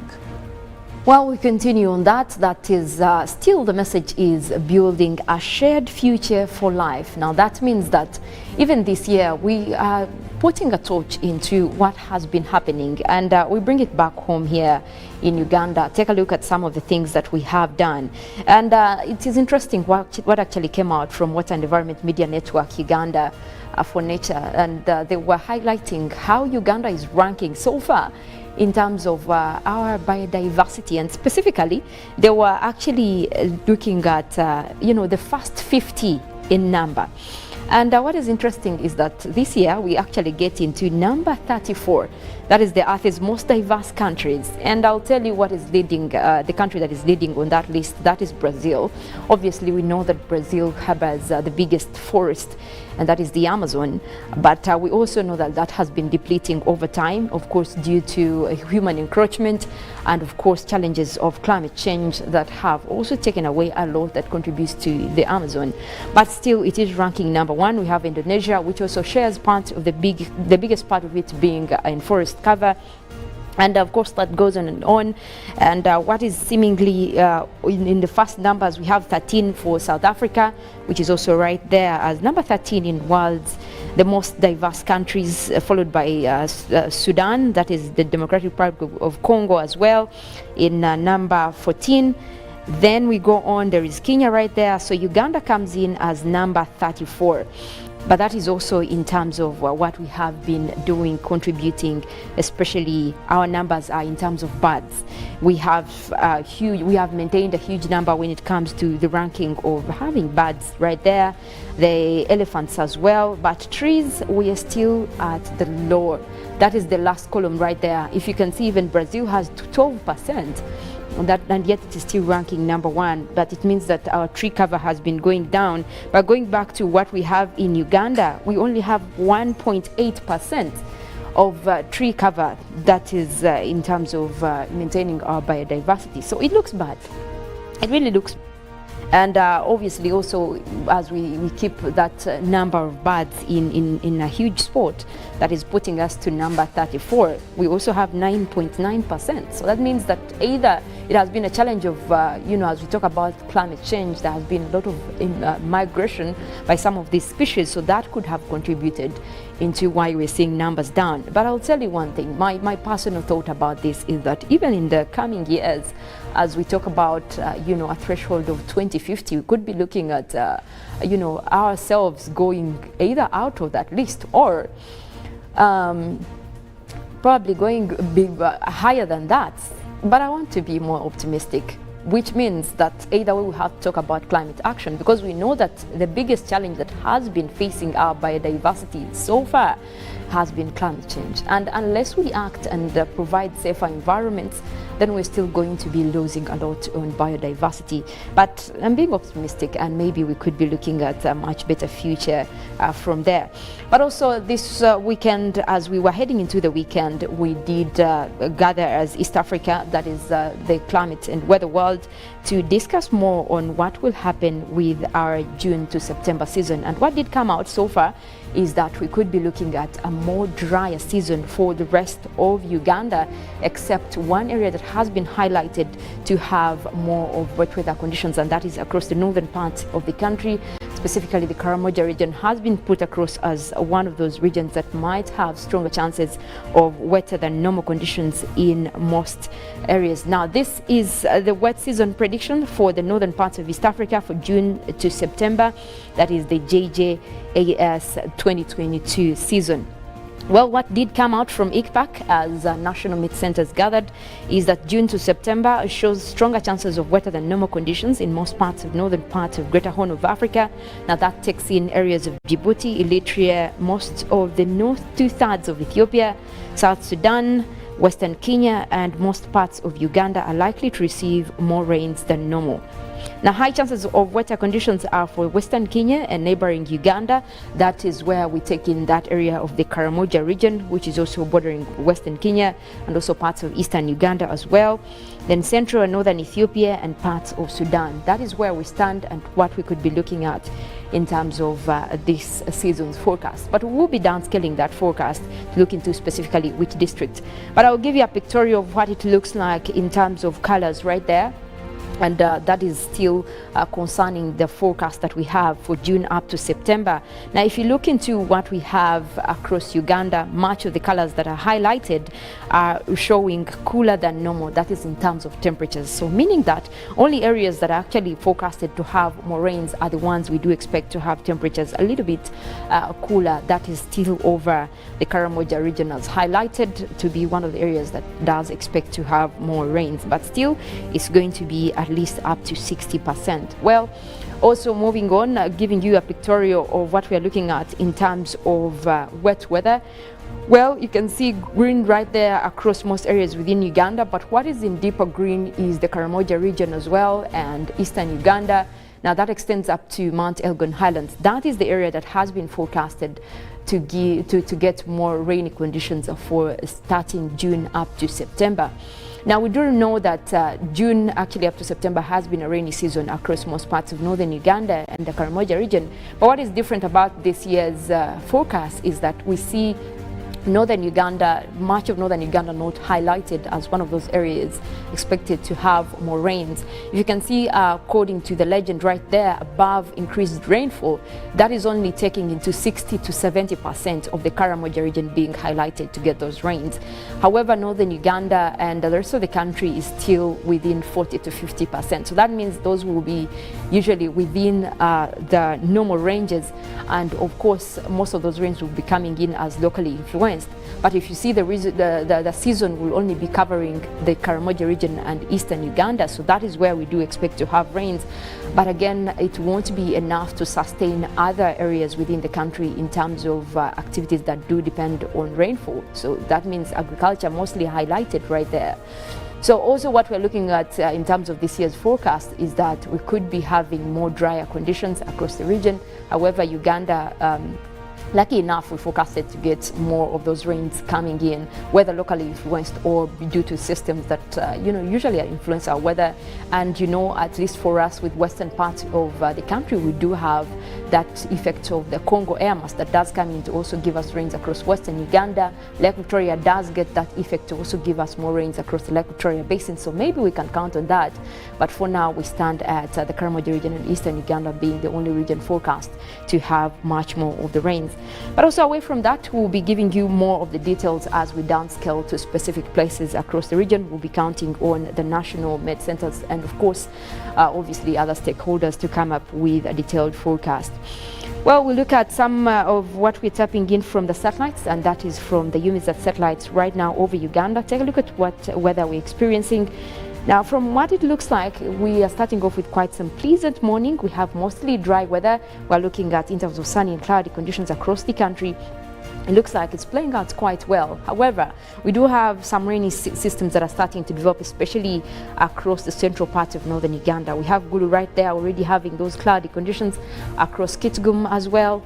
And that could be bringing in a little bit of rains as the morning progresses, but we're also seeing more of those starting across parts of that is midwestern Uganda, across Masindi as well. We could be looking at quite a rainy day over there, but we also have those cloudy conditions developing across the Kabale Highlands, parts of southwestern Uganda, Fort Porto, Mbarara over there also having a little bit of cloudy weather, but that might also be bringing us rains later in the day. We do have quite a sunny day as well for that is West Nile, part of the Karamoja region, that is eastern Uganda as well, Amuria, Soroti, Mbale, having a little bit of sun right there, but also here in the central part of Lake Victoria, Kampala, Wakiso, Mukono. It seems like we're starting off with quite a dry day with sunny weather, but I wouldn't be so comfortable. It looks like the forecast does indicate quite different weather, but we'll go ahead and take a look into that. That is also coming in from the Uganda National Meteorological Authority. Look at some of the numbers that are also expected during this morning. We start off with the eastern part of Lake Victoria. That is where we have Tororo, Busia, Iganga, and Jinja. We're forecasting isolated showers. We already have those clouds developing over the area, but that will also be starting off with a cool 25 degrees centigrade. Now, eastern Uganda, where we have Soroti, Kataku, Yamuria, and Kumi, we're forecasting isolated showers. Those will be starting off with a warm 27 degrees centigrade, and also across just a few areas over that region. Now, the eastern part of Central, where we have Luwero, Woblenzi, Buluri, Nakaseke, we already have some of those systems starting to develop, and that will be bringing us quite some light rains. And also temperatures will be quite low at 25 degrees centigrade for this morning. We do expect those rains to continue into the afternoon. Across the central parts of northern Uganda, we already have some of those rainy systems in play, already seeing some rains across Gulu, but that is expected to continue over the morning also for places within Jumani, Kitgum and Padel, and that is also starting off with 27, quite warm over there. Now back in the central parts of Lake Victoria Basin, where we do have Mukono, Kampala, Entebbe and Wakiso, we're forecasting isolated rains. Those will be coming in as the day progresses, also starting off with quite a chilly 24, and we could be looking at more numbers getting high later as the day continues. But for now, it looks like it's mostly just sunny intervals, and most areas within the country are just dealing with a mix of clouds and sunshine. But we do know that most of the rainy systems here do develop in the afternoon now, especially for areas within western Uganda, the southern sector of the country. We do expect much more of those rains to develop in the afternoon. But for now, you can enjoy a mix of clouds and sunshine. Well, that is it in terms of weather. We do have Good Morning Uganda agenda coming up, and also later we'll be having sports highlights. Now, if you're not a fan of what happened with the Premier League, well, still you need to get the highlights. Ruben will be here to take you through that, but again, also later we'll be having Good Morning Uganda Extra.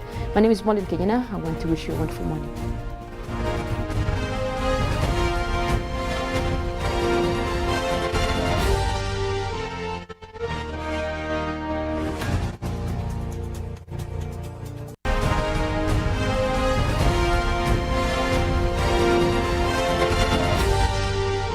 This is Good Morning Uganda. Pick of the day on UBC.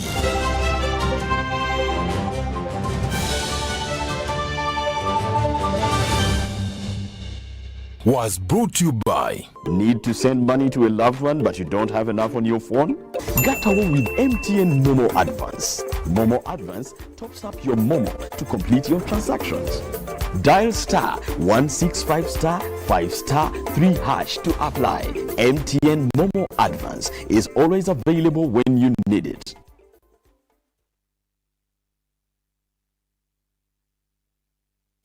Welcome to English in a Minute. These wild animals are small and tricky. Wow, Anna. Looks like you could use some help. Carry that. Thanks, Jonathan. I can always count on you. Jessica, not so much. She weaseled out of helping you again, didn't she? Yes, she did. She's a weasel. To weasel out of something means to successfully avoid doing something in a dishonest or clever way. This phrasal verb has a mostly negative meaning. You can also call someone a weasel, like Anna did. Some animals just have a bad reputation. And that's English in a Minute.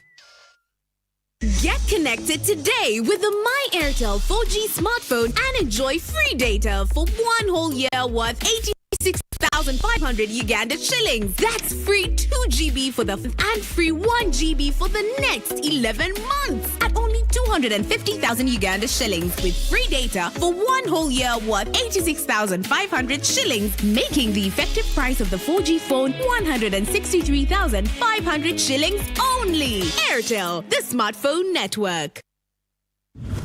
We bring you a fresh, well-researched program to help you identify opportunities for investment, job creation, growing your entrepreneurial skills, wealth creation, and social transformation. We have a product that is ready for schools, supermarkets. Create wealth, transform livelihoods. Every week, we showcase opportunities for creating new products and services. I now harvest a lot of cocoa. When I harvest it, I sell.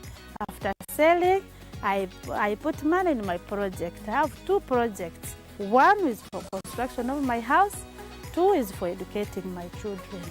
Excellence in innovation, the passion and drive to succeed, and the right mindset to grow your business. Create wealth, transform livelihoods. Brought to you by Operation Wealth Creation.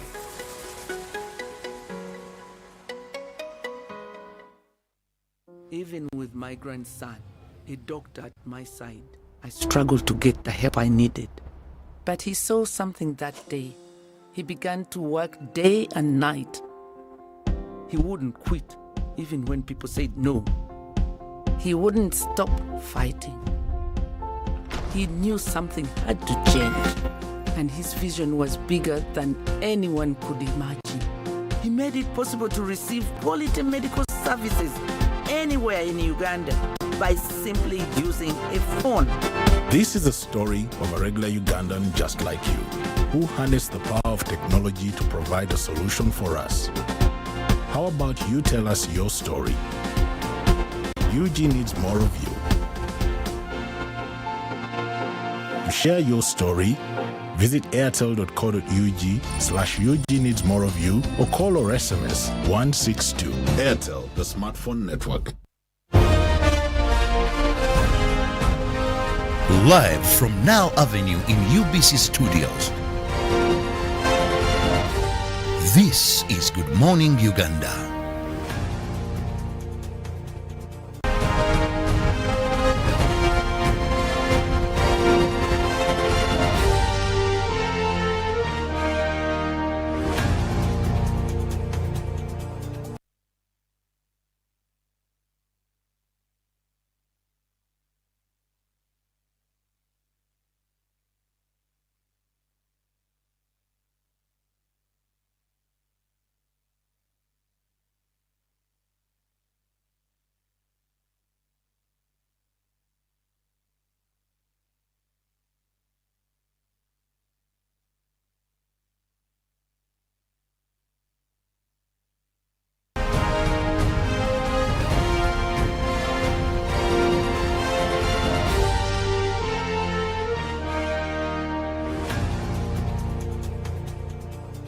Exactly 5 minutes past the top of the hour. Thank you so much for keeping it with us here on UBC TV. Welcome back from the weather and, of course, the traffic. It is Good Morning Uganda agenda, but just in case you're going to be moving around Makerere, just to let you know that they are having their 72nd graduation ceremony today, and it's going to run beginning today. And His Excellency, the President of the Republic of Uganda, Yoweri Kaguta Museveni, is expected to grace the function that is for today. So in case you're going to use that route, well, you can find alternative routes, and I'm sure you've followed very well the traffic to avoid any inconveniences. But we also wish all those that are graduating today a successful day full of happiness, because we believe you've been achievers. The story after is what we can't predict. But one thing we are sure is you have at least attained that academic level that is worth pushing you in any form of employment. Once again, I'm Robert Chirabonyonyitano, and this morning we are going to be discussing, that is, the 2022-2023 national budget. Excuse me. Now, just to remind you that on the 14th of next month, which is not far from today, the Minister for Finance, Planning and Economic Development, Honorable Matia Kasaja, is expected. He will be reading the national budget on behalf of His Excellency. And this year we have a budget of about 48.7 trillion shillings. That is our budget, and we expect to collect domestically, that is 25 trillion of this 48.7 trillion budget. So that means that there is so much that the Ugandan has to pay. Almost a half of this budget is going to be funded by you, a Ugandan. But not forgetting that we still have a debt burden, which our debt burden stands at about 19 billion US dollars. Now today, we want to look at budgeting and debt sustainability. And joining me on set is a man I usually refer to as Budget. Because every time he'll be talking about budget, and sometimes I call him debt management. Those two things, I think, are what he talks of, dreams of, and that is none other than Julius Kapwepe, who happens to be, that is the Director of Programs, Uganda Debt Network, but he is also the coordinator, East African Budget Network. East African Budget Network. So I'm very sure I have the right guest to discuss this. Julius, you're most welcome to our studios this morning. Thank you, my pleasure. Good morning, viewers. Maybe to start with, we know that the budget is going to be read on the 14th of this month. Yeah. And sometimes when the budget is out, people come out and criticize this budget. But we know they have been involved. The Kapwepwes, CS Bag, all these organizations, because we know the budgetary process starts way back. It's involvemental. Yeah. It involves a lot of people. So we should all own this budget once it's out. Say, yes, that is what we participated in. That is the advice we gave.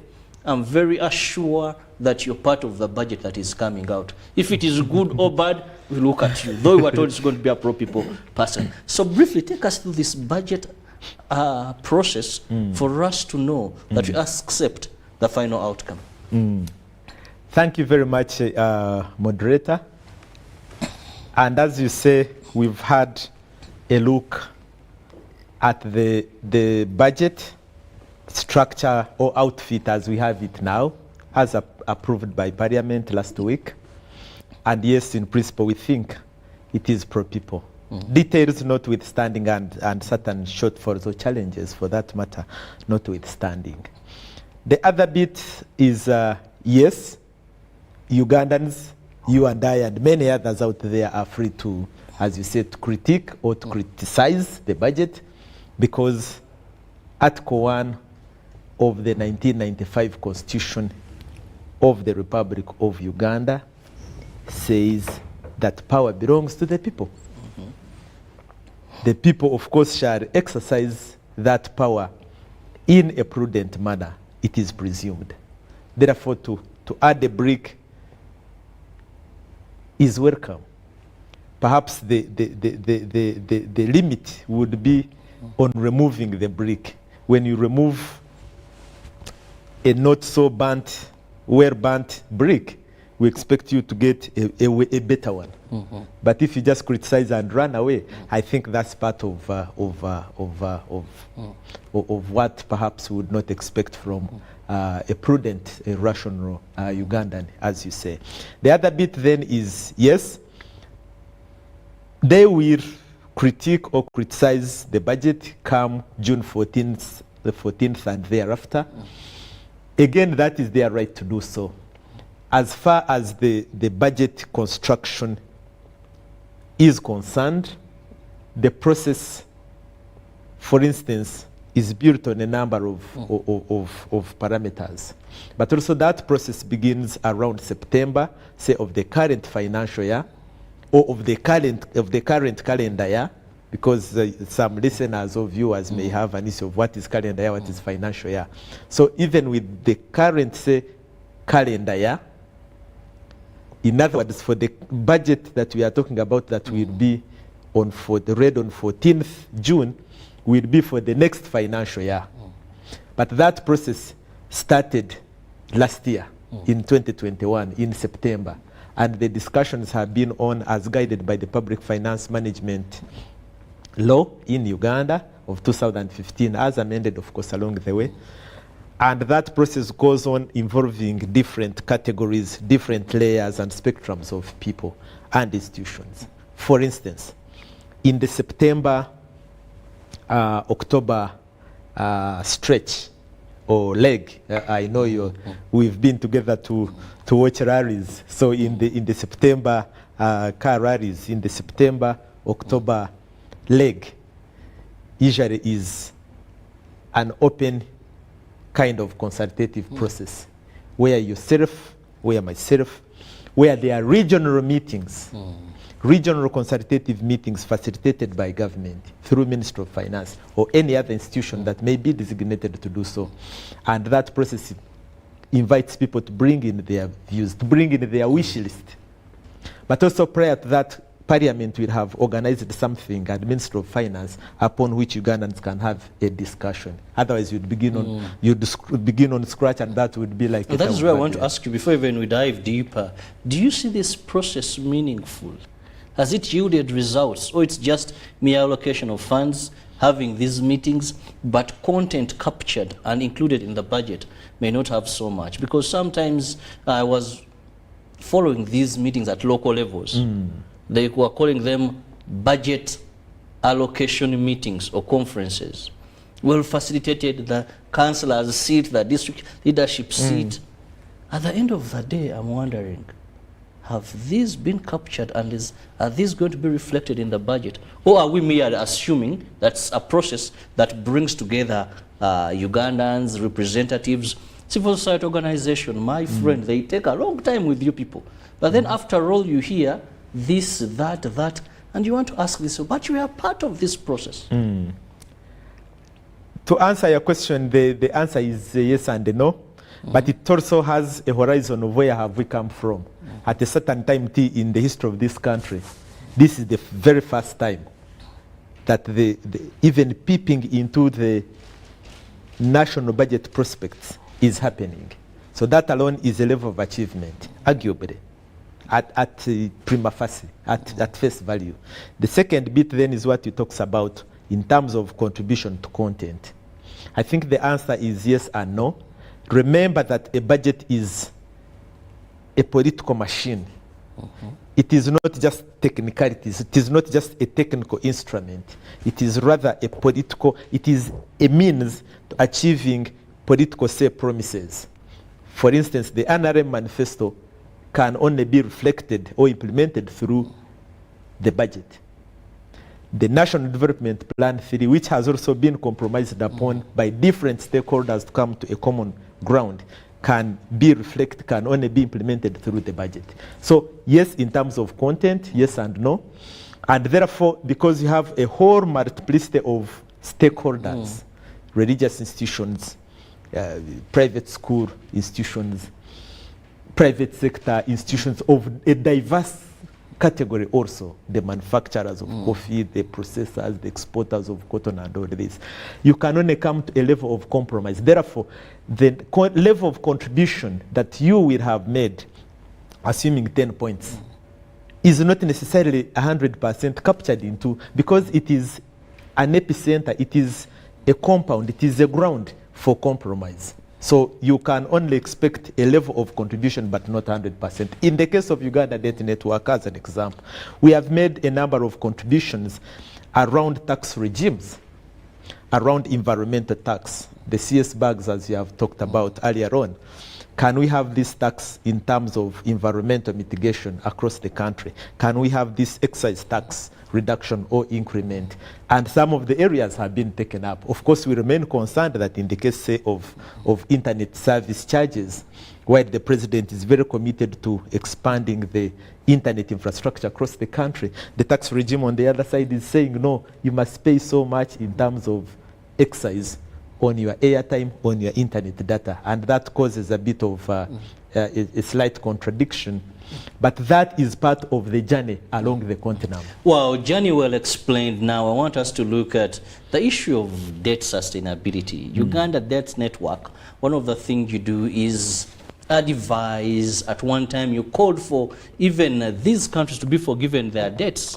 And I want to say, yes, that was a breakthrough. We were able to manage it. As we speak today, our debt burden being at 19 billion US dollars or $19 billion is something fairly very high. And for many times now that I saw Honorable Matia Kasaji trying to speak a bit with a low tone. Not we can manage, we are doing well, we are sailing. This time when it came to the debt burden, he seemed also, you know, journalists will have to read a lot of facial expression, but he seemed a bit kind of worried, I must say, though he may not have pronounced it. But you would see that really, I think where we are heading is not that very good. Now, Julius, how do we sustain this?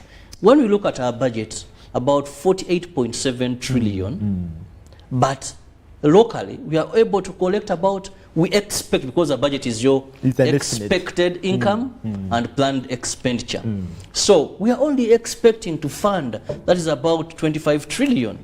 So that means a lot of our monies still we may have to go to borrowing, and the worst now also being domestic borrowing by government. So how do we sustain this debt?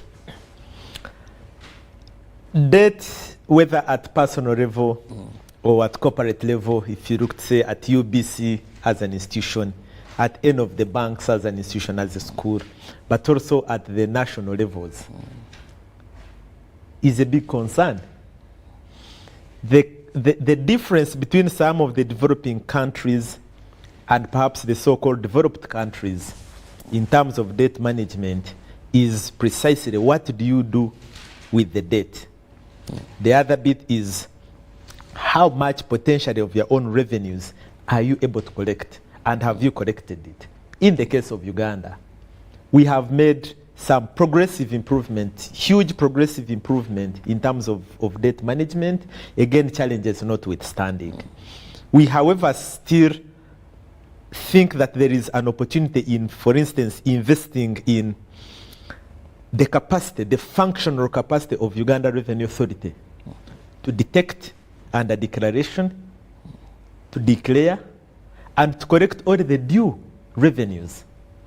So in terms of then what could be done, and I know in the current budget and also in the forthcoming one that we are discussing, there is a level of investment into that area. But Uganda Debt Network, for instance, and other institutions, East African Budget Network and others have said, you need, for instance, to move from the current about 8 scanners that you have at the border points, at the entry point, at the points of entry of goods and services across the country, to about 40. So from about 8 to about 40. We know, however, that they are very expensive machines, and so it can only be a progressive kind of implementation. By doing that, you will be able to detect. It is also a security issue, by the way. You need to know what is it that is coming into the point of entry, whether in Entebbe airport, whether at Panyimur, at Goli into DRC and coming in, and vice versa. You need to have all that spectrum across the country. The other bit you could do is, of course, prudently utilize the little resources that you have. The little that you collect needs to be protected against those who usually pinch it away. And People that with long remains an fingers. answer for the country. But as a country, we also know that we are making progressive investment. And I'll just give you an example. Let me get my paper and get some facts correct. I'll just take two examples. Okay. Masindi Park Junction and Tangi Junction to Pala, to Bulisa, those who know that's part of Bunyoro, where we are prospecting for oil, and the levels of revenues we expect out of oil. So that's borrowed money, for instance, from Exim Bank of China, but we think that can be able to give us a better dividend than had we not gone for that kind of borrowing. Another quick example I'll give is, for instance, the Rukunjiri, Kanungu, Ishasha Road to Togota, and that bit to Ishasha leads you into the hinterland of Eastern Democratic Republic of Congo, which is part now of the East African community. So it opens your border trade opportunities for purposes of revenues. In the case of that road being tarmacked into Togota, it links you direct to Windi National Park, where we have the only surviving mountain gorillas across the world. That adds onto your revenue stream, because a tourist will quickly move from wherever, say Germany, hypothetically, into Entebbe, can fly to the other side, or can easily drive at a much faster speed and at a shorter time, and can be able to visit a number of national park areas there. And at every door, he or she is leaving revenue to the trader, to the person selling fish, to the farmer that is selling chicken, to the security company. So the multiplier effect on the country becomes much more. So if you have these resources, so investing in tourism use. Also is an area that can give us some revenue streams, and government is making effort into that direction. Now let's also, Julia, as much as you can improve revenue, still we know no country doesn't borrow. United States of America, you'll find that they're one of those countries that borrow a lot. The only difference is the ability to pay back. Now, looking at Uganda, we have concessional and non-concessional loans. Are we having the right loans as a country? That is one thing we should also look at. Yeah. Because you can have more money, you're able to sustain, you're able to pay these loans, but then the nature of loans you're getting are also another problem. Yeah. Why are we going for more of what we shouldn't go? You have concessional, non-concessional, but you look at priorities and you wonder of the loans we are taking. Why? Yeah, but earlier on you had also touched on the domestic borrowing. The domestic borrowing is mainly for purposes of monetary policy. Of course, also fiscal budget management, outlook. The overall impression by Uganda Debt Network and the number of other actors is that when that domestic borrowing increases, it becomes a challenge. And a threat. You create a crop of of lazy investors that rather than me struggle to put up a factory for rice processing or soybean processing, and out of that eventually I get money, I simply go and buy a government paper. I sit back and listen to my Ndomboro ya Soro and my golf in the morning and many of these things. And we think that creates a certain class of, or a certain level of loss of the economy. Because had I gone for investment into the factory to get the same amount of money perhaps, I would have ended up employing Ugandans, consuming Uganda's electricity that now we have capacity to generate, use transporters and traders, and the whole contribution to the economy, rather than the investment. Going in the basket and picking and just you pick your paper and you sit back. So as government, I know we've had discussions with Bank of Uganda and Ministry of Finance, and it is an area that is being studied so that we can have. Doesn't that also cause competition between the local people in business and the government as well? Because many people would prefer to lend to government. To lend government, because it is more comforting and regardless of the regime, you'll be sure that you'll get your money. But the other bit is that the participants in that domestic market, 70% is foreigners. So when they have gotten that dividend, that profit, it is siphoned away out of our economy. So that's an area that we still need to discuss and see how we can be able to compromise. But on your concessional and non-concessional, the obvious response is that you should go countries, developing countries like Uganda, like Kenya, like Tanzania, like in Latin America, that are still at a certain, low revenue stream and capital base, are encouraged to go for concessional borrowing. Concessional borrowing means that the rate of interest is really very, very minimal. And that would be welcome. That's common with institutions like the World Bank, the African Development Bank, but at times those windows are also across the world dwindling. They are reducing because of the global dynamics, as you have seen. His Excellency was on addressing Ugandans last evening, and you can see there are those challenges. There is what we would wish to have here, but there are the realities out there. But the private lenders who charge at commercial rates and with a short are period. readily available. Actually, in this town, dangling and say, this is good for you, this is good for you. Mr. Oh, Madam, Republic of South Sudan, this is good for you. Mr. Oh, Madam, Republic of Uganda, this is good for you. And usually, I think the policy makers, those who plan for us in this country, find it difficult to go knocking on the harder door when there is a softer door here that can open. So that debate will need to continue. But also, please pick money when you are ready. We know the level of readiness in the country has increased, but don't pick money for Kampala Mpigi Expressway, and for 3 years it is lying idle. Yet you have to service and you are doing the servicing.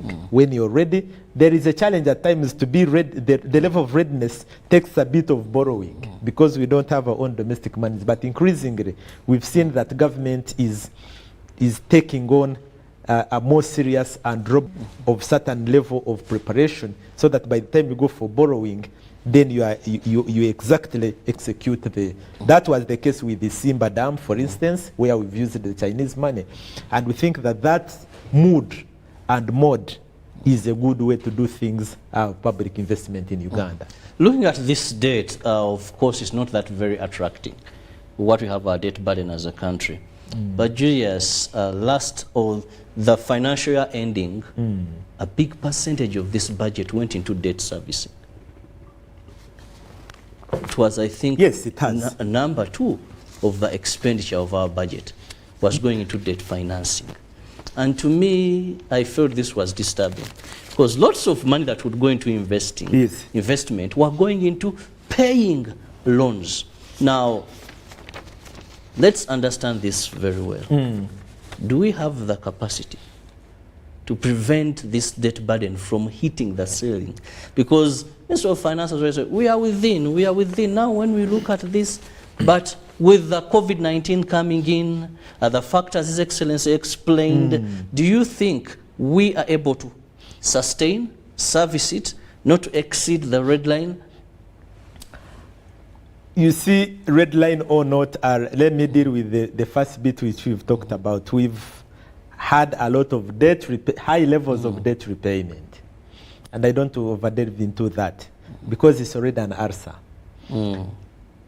It is, however, a result of your investment in Mitano Bridge that links Kanungu and Rukunjiri district. It is a result of your investment into Achua Bridge that interlinks the Acholi sub-region.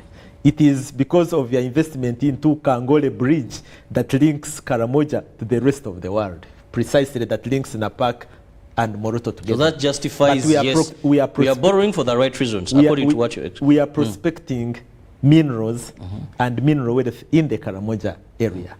We have, like, we've invested in Soroti, Aksim, Napak, Moroto Bridge, Moroto Road, a brand new tarmac road.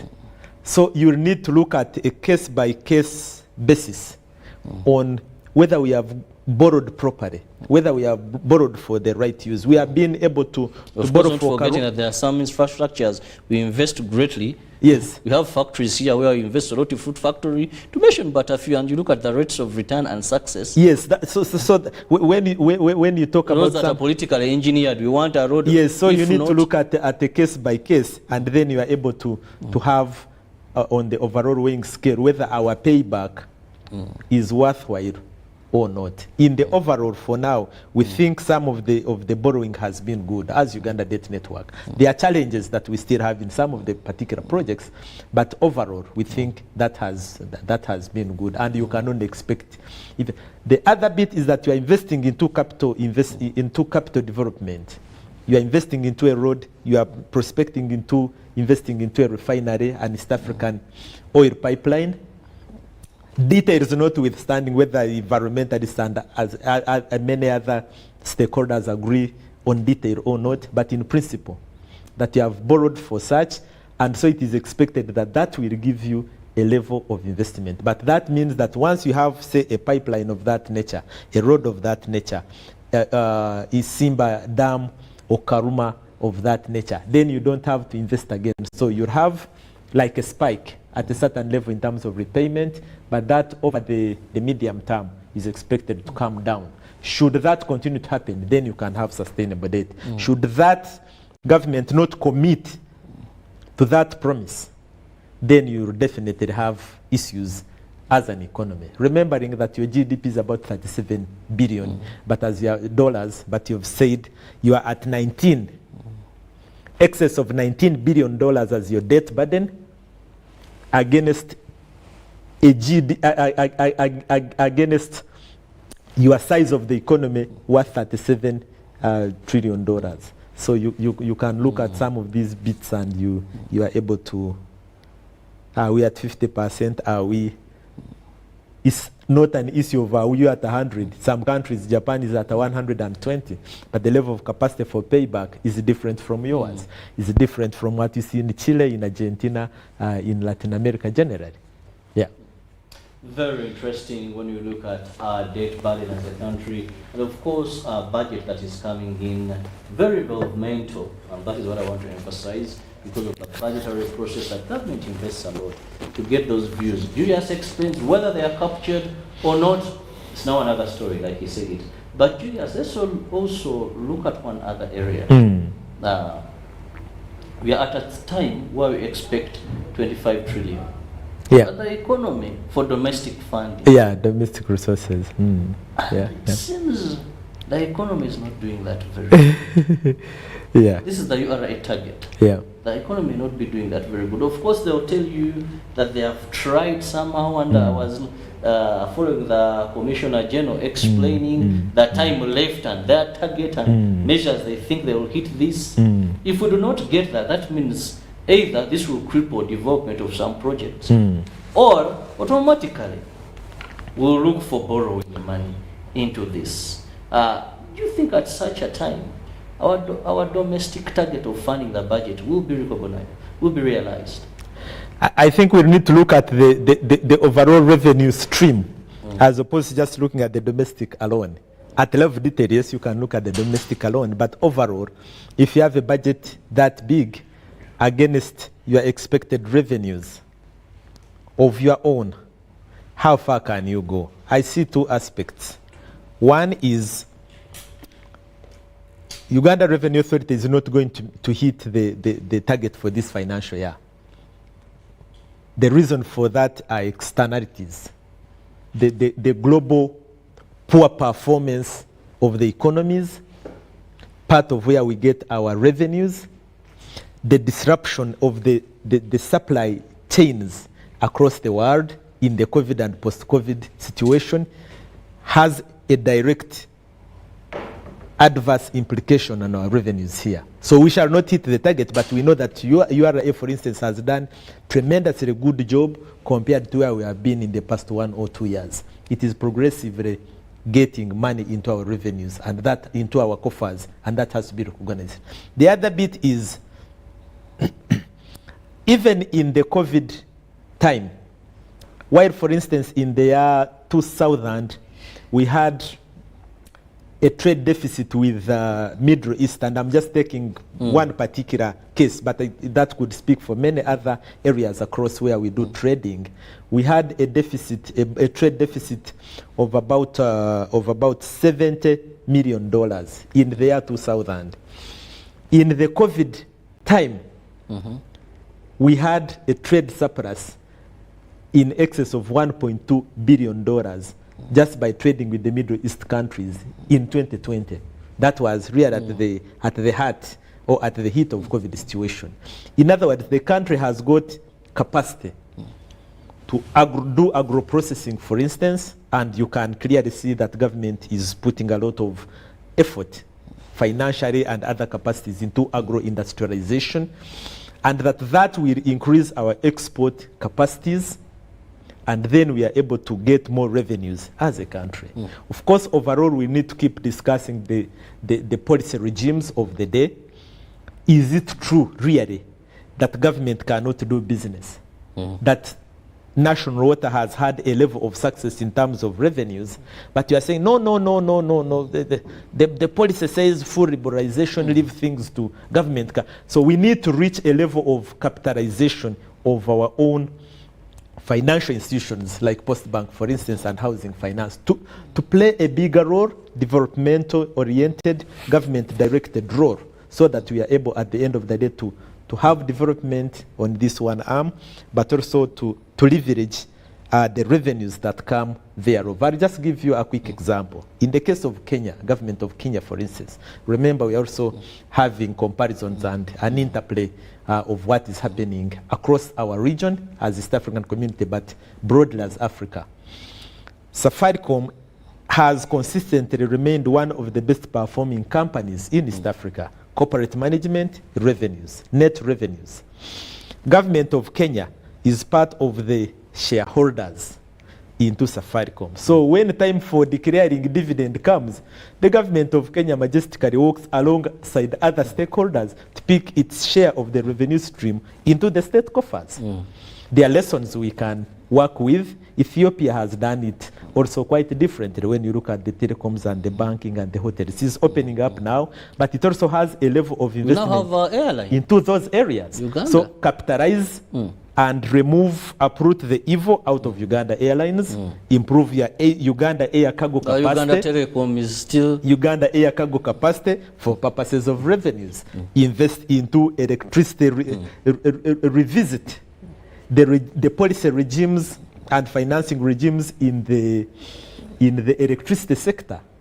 Someone must be fleecing us somewhere. Part of that money, profit that we make out of electricity subsector would come into state revenue. So we need to get to a level where government can also co-invest rather than simply cross its legs and wait to go and pick revenues from you and I.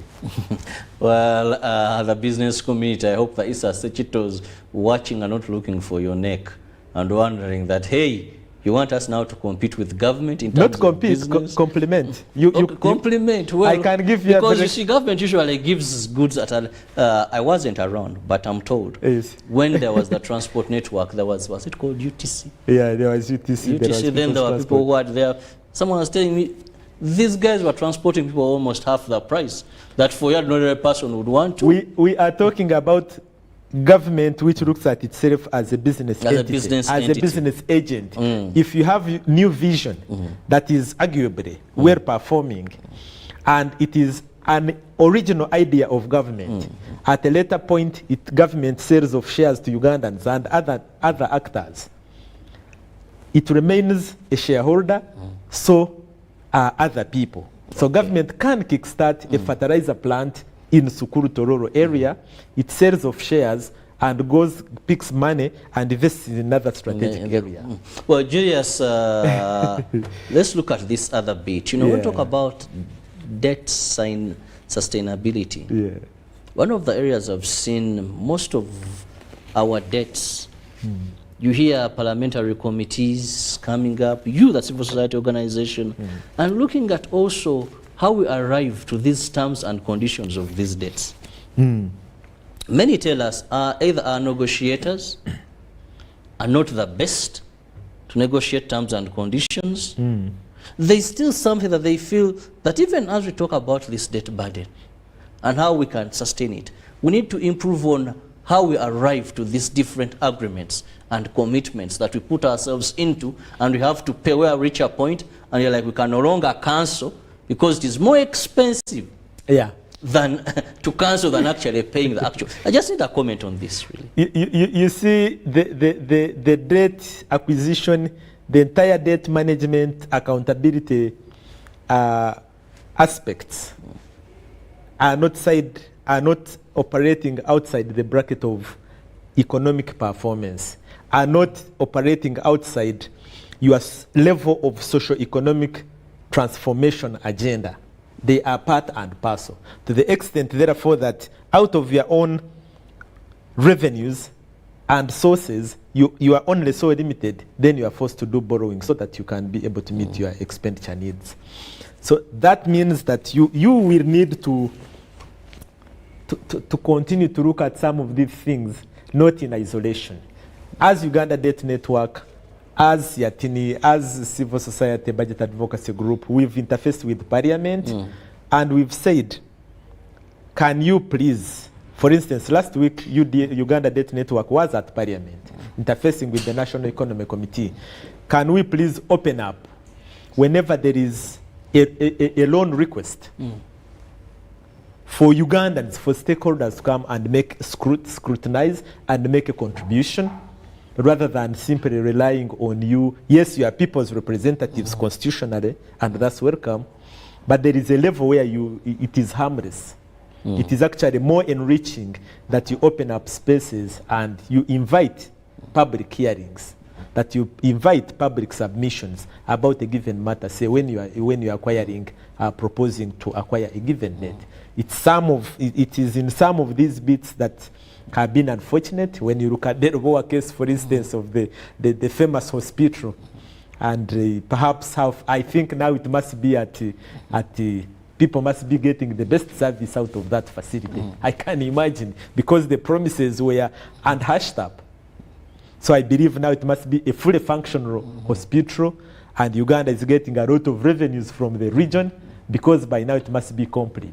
Well, Joyous, in the interest of time, I'll just give you 1 minute to wind up regarding that is debt sustainability, and of course the coming budget due to be read on the 14th of June, that is just next month.